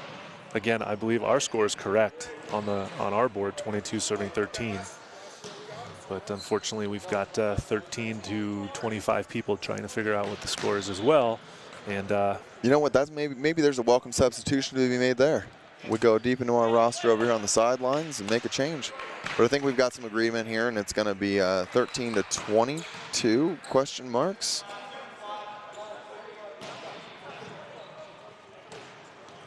We got a final confirmation now here. we have 13-23, so maybe the scores were just reversed a little bit too slow. So okay, here we go, back to action.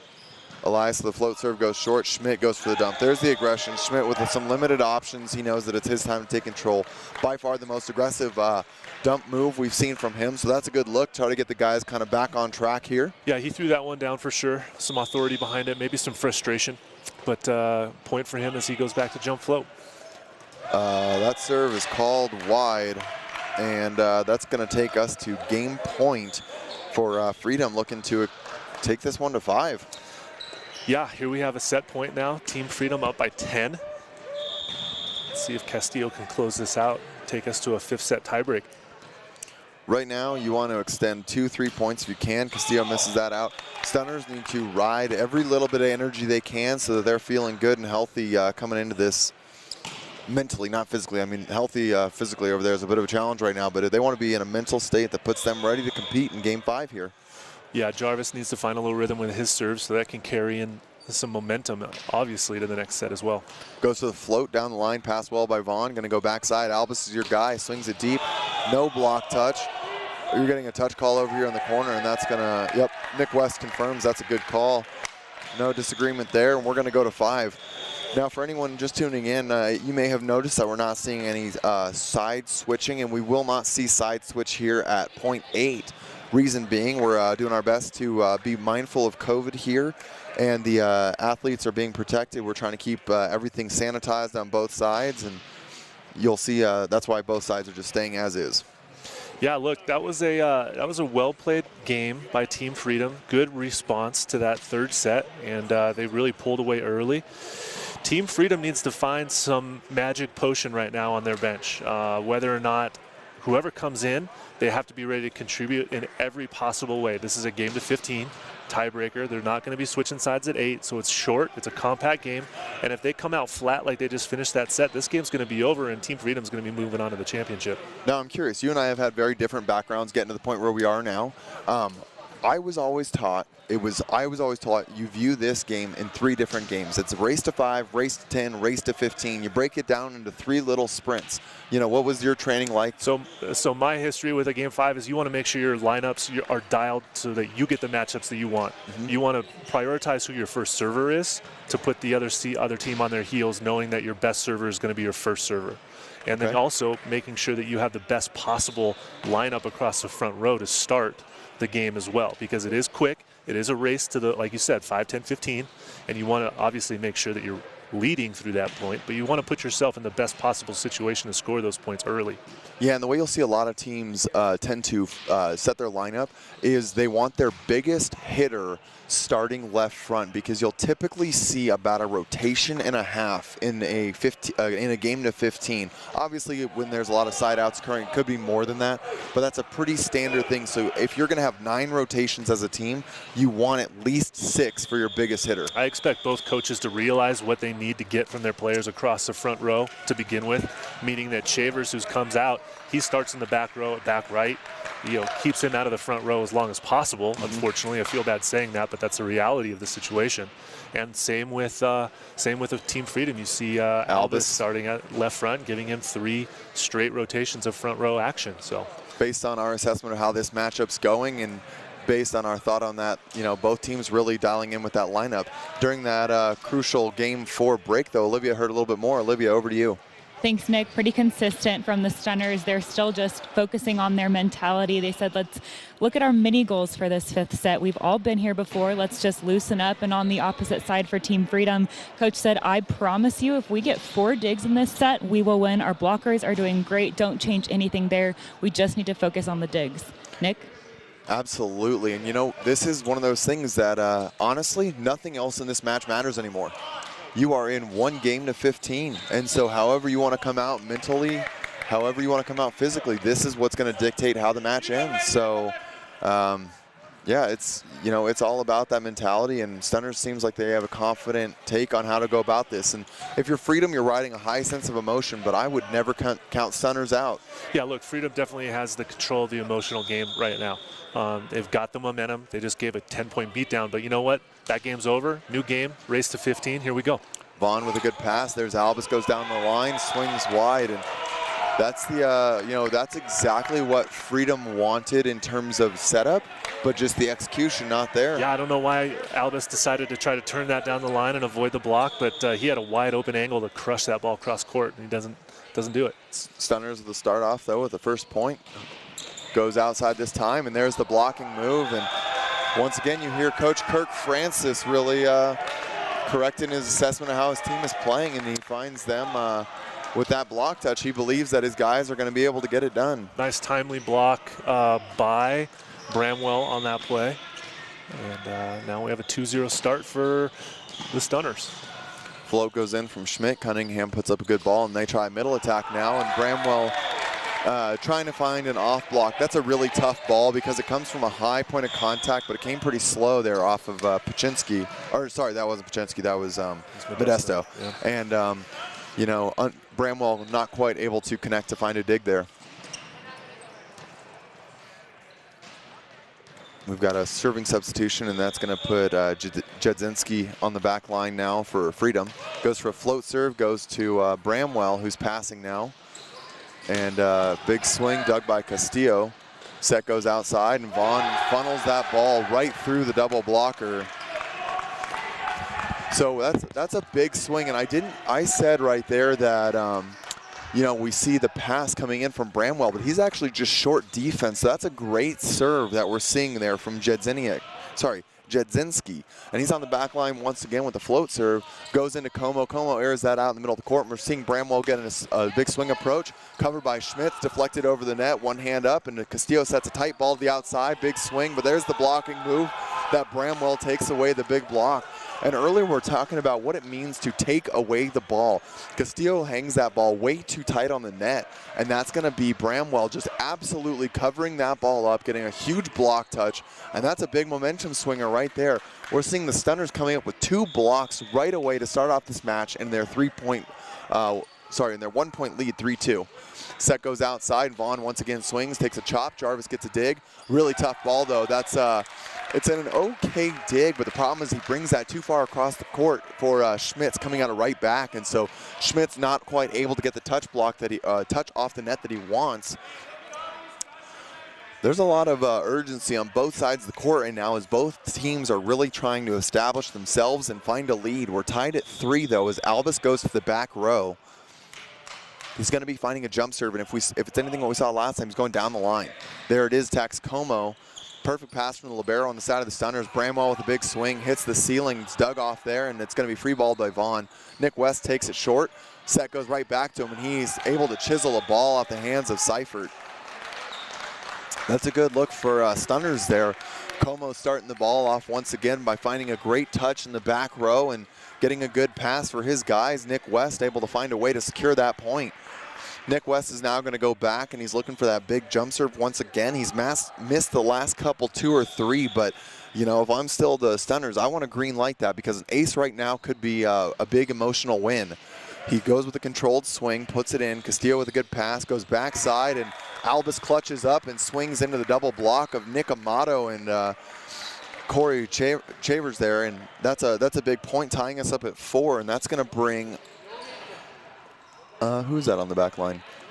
It's going to be, I believe, an outside hitter. Yep, there's Vaughn going to the backside there, and he's been hitting a float serve frequently. Right now, you've got a huge bunch target. You see 4 guys all directly next to each other. He serves into it. Jarvis protects it with a good hand pass, goes backside. Bramwell swings, and that's a net violation there by number 3, Castillo on Freedom. I like the block of the wall protection that Freedom is doing, but it's preventing Bramwell from getting all the way to the right side hitter. Yeah, absolutely. All right, and we're going to have a jump serve from Bramwell coming out here. Tight ball. Chavers takes it up and goes backside. Bramwell's going to take a swing, gets a good block touch on the side of Team Freedom. Jeff Schmitz goes to the corner with that pineapple dump for the 2nd time this game, and he's able to score a 2nd point once again. Yeah, Jeff comes in nicely and makes a good contribution there. He's got it with being down a hitter, basically. He has to pick up some of that slack as an active front row setter. And now we see that 5-4 lead. Some really disciplined blocking. Stunners was able to get a 2nd one recently, and sorry, that's going to be 6-4 here. That's a 2-point lead. That's where Stunners wants to see this right now. If Bramwell is able to extend this lead by 1 more, that's really going to put them in a driver's seat that's going to feel a little bit more comfortable. By the way, if you're watching at home, that is snow falling outside in Salt Lake City, as it's been snowing for most of this match. Yep, and that's a big jump serve here, and Schaefer's once again, and you talk about it, that's the exact same play. We just saw an overpass that Schaefer takes in his hands, sets it up, and there you go. Jeff Schmitz finding once again he's going to be one of the most effective offensive threats. That's his 2nd kill of the set. Look, great heads-up play between Shavers and Schmitz. Elias doesn't need to be max jumping to block on that because no one's hitting it, right? Yeah. Shavers is just going to step back, give his team a good pass so that Schmitz can either set somebody or come through and absolutely deliver on that ball. Yeah. I'm not sure that Corey's actually able to really get above the net to even hit an overpass there. No, I mean, he hasn't hit since the very beginning of Game 3, almost, it seems like, and so he's not going to start swinging now just because it's an overpass. And this is that thing that I was talking about coming into the 5th set, that you really need to respect the Stunners. They find ways to score points. There's a lot of veteran players. It's one of the most veteran lineups that we see here. They're going to find a way to win, and if you're not disciplined, they'll take advantage. And give credit to them for bouncing back from that 4th set kind of beatdown that they got when they lost by 10 points. So. Yeah, absolutely. So right now, if you're Freedom, you want to find a block touch, slow them down, and we want to see the right side veterans of Matt Elias and Sam Albus find a way to bring this team back in. If they can establish Albus once again, you know, there's a bit of a mismatch right now with Chavers in front of him, and then you're gonna open Castillo up on the outside. Yeah, absolutely. Get your middle involved too. If it's a nice pass, I'd like to see Seifert get a set here. Yep, off the net. That's a great pass. Ball goes outside to Castillo, and that's a great swing. Nick Amato is a little off the net, not quite able to find that block touch. That went Castillo's way. And I talked about it a little bit yesterday. Something that's really difficult as a blocker, that when you're used to seeing 6-6 outside, 6-7 outsides coming at you like Amato is, when you see the shorter one that's, even though Castillo jumps well, he's got a much lower point of contact, and that requires the blockers to make a different move than they might usually make. So it works out for Castillo there and uses Nick Amato. Yeah, those blockers just need to get low and over the net against a shorter hitter. And there you see Seifert coming back in. He puts a float serve into Joey Jarvis's hands. And earlier I talked about how shallow Joey Jarvis plays. He's almost 14 feet into the court. Very, very shallow. He breaks his window, and there's not anyone behind him to try and pick that ball up. That's going to bring a 1-point lead for Stunners, but Freedom quickly closing the gap. Great serve by Matt on that one. Once again going back to him, good pass, and they're going right back to Amato. Amato goes over the top of Modesto, and that is a huge swing into the corner. Big swing by Nick. You can see that's his preferred swing, the wrist away. He jumps. He is a very athletic kid, and he gets nice and high and hits that ball pretty hard too. Yep. And now we're going to see Chavers. He missed his float serve last time he was on the back line. He goes after this time, and good pass by Cunningham goes outside. Castillo once again just using that same high seam swing. You know, that is one of the most important tools to have in your hitting dictionary. If you're able to find that inside hand and really chisel off it, that's a big time look for him right there. Yeah, that is a great vision by Josue Castillo. float down the line there for Elias. Once again, goes back to Bramwell. That's a great swing from Bramwell. I thought that based on where that set went, I thought they were going to go once again to Nick Amato, but heads up play by Schmitz. He knows his offense, and Bramwell ready to swing at that D-ball there. Yeah, I like Bramwell coming out of the back row on that one. Kind of Schmitz needs to kind of level the field a little bit, get all of his hitters involved, not keep going back to the well with Amato as much as he has. And there's a good pass by Castillo, goes out to the outside. Modesto not quite able to connect. I don't think that Modesto is your set there. You got some other options. That's on Elias to make sure he sees who the matchups are. West is just fronting Modesto and read that set really well. Right now, if I'm Coach Justin, I'm maybe looking for a timeout, and if you're not calling it now, I think in the next point is when it's time to go for it. Nick Amato goes for a float serve, good pass by Vaughn, goes backside from Castillo, and Josue Castillo swings out. We're seeing a 4-point extended lead. Stunners is getting electric on their side, and now we're going to see that timeout call. Yeah, unfortunately, the Freedom have just kind of given some points to the Stunners. Obviously, Nick West did get a nice kill or a nice block, but that hit out from Castillo is just, unfortunate for the Team Freedom. Yeah, it's a little discussion of the net occurring right now. Just a little rule clarification for everyone out there. When unders occur, as long as some part of your body is, not some part of your body, as some part of your foot is still on the line, any part at all, you are not under. Where a lot of people get caught is that they, when they're turning to back away from the net, they will then turn their foot, and that's when they lose contact with the line. So also involved, it has to be an effect in the play. Okay. I got this clarified yesterday talking to the referees. If a player does go all the way under, if it doesn't affect the play, it's not going to get called. Yep. If it's a hitter that lands and then the blocker can come down on it, then he's going to call that as an infraction. But if it's a setter perhaps pursuing and he goes under, but it's not involved, with a block or a hit attack, it's not going to be called. Yeah, and sometimes you'll see aggressive moves from liberos to cover their hitters, and that puts their, sliding head first, and sometimes they won't get called. So that's just to clear that up for some viewers. But Modesto gets the setback here, and unfortunately, I think that pass is just a tiny bit too tight for Elias. Needs to be a little bit higher. Give him a better chance, a ball or two width off the net so that he can set. He's got 3 hitters in the front row right now. He needs to be able to use all of them. I think I'm going to make a quick blocking move here. I'm going to switch Jarvis to the outside because this set's going to go outside right now to Sam Albus. Oh, they go back to Castillo. There he is, the Consulate Pro. I thought for sure, given the current status of how that set had gone, I thought you were going to go to Sam Albus as your ringer, but good read there by Stunners. And yeah, it was a nice high swing by Castillo as well, back to the back corner. They needed that side out, or else they would have found themselves down by 5 points, and that's almost insurmountable in a game of 15 points. Actually, that would have been, I think, a 6-point lead. They were already down 12-7, so that would have been a nail in the coffin. Big serve, and he's called clear.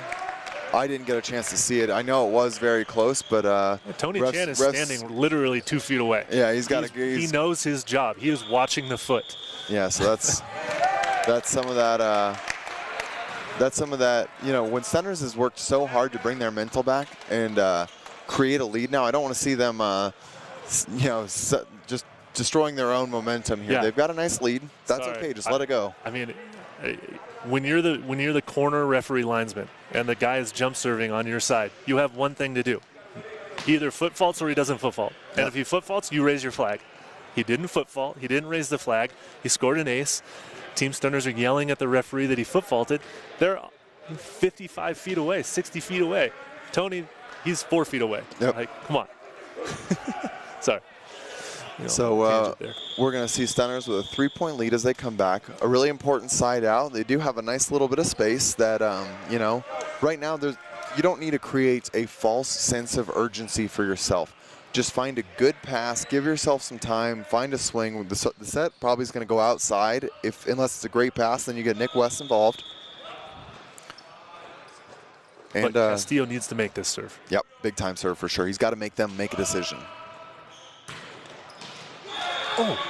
And there it is. Como once again being very disciplined. Como is not chasing balls out of bounds on defense or in the serve receive. And unfortunately, that's a bad miss. I did like how he dialed it down a little bit and made sure he put it in. It was a nice contact, but unfortunately just went long.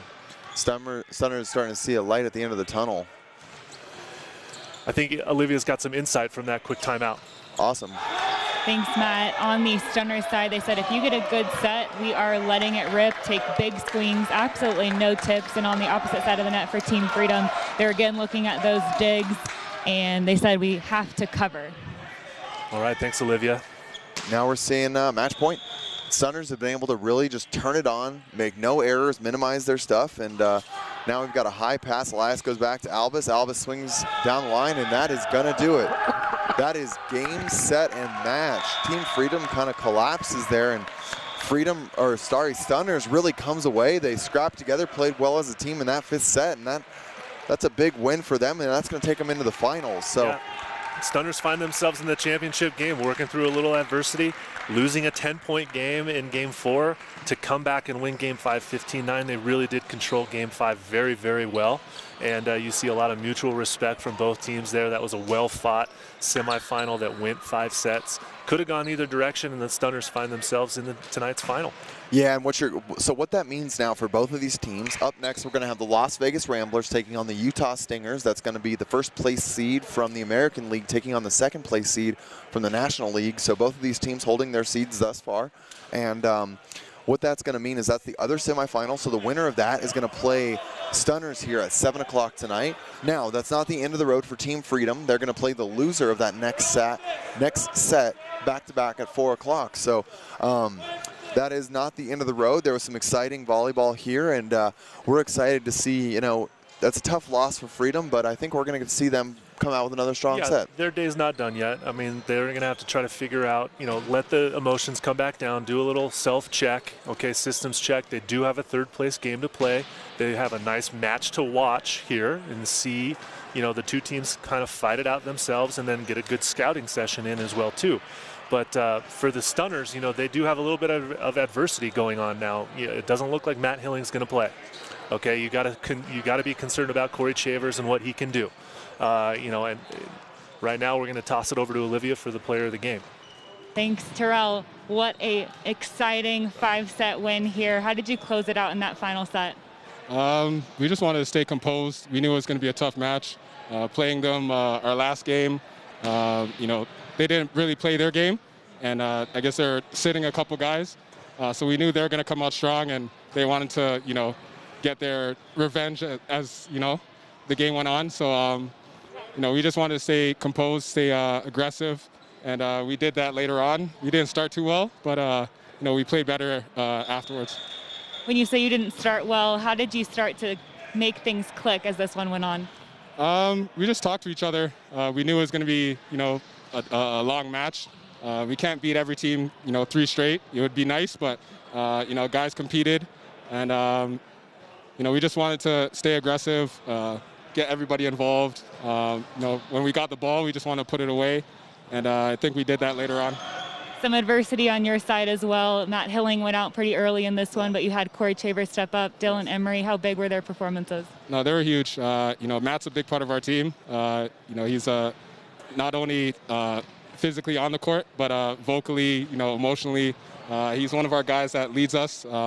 So having him not on the court to help us, play was tough. But, guys, Dylan stepped up. Everybody that came in, did their job, and, it was great to win in 5. You did your job, too. 14 kills for you. What were you seeing? I just wanted to stay high on the ball. I was getting, double blocks, triple blocks. It's tough, and especially on, broken plays. The ball's going to be a little higher. They have time to set up. So just staying high on the ball and just trying to get it through their block.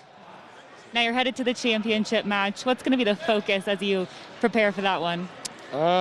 Just recovering, watching the next match, seeing what goes on.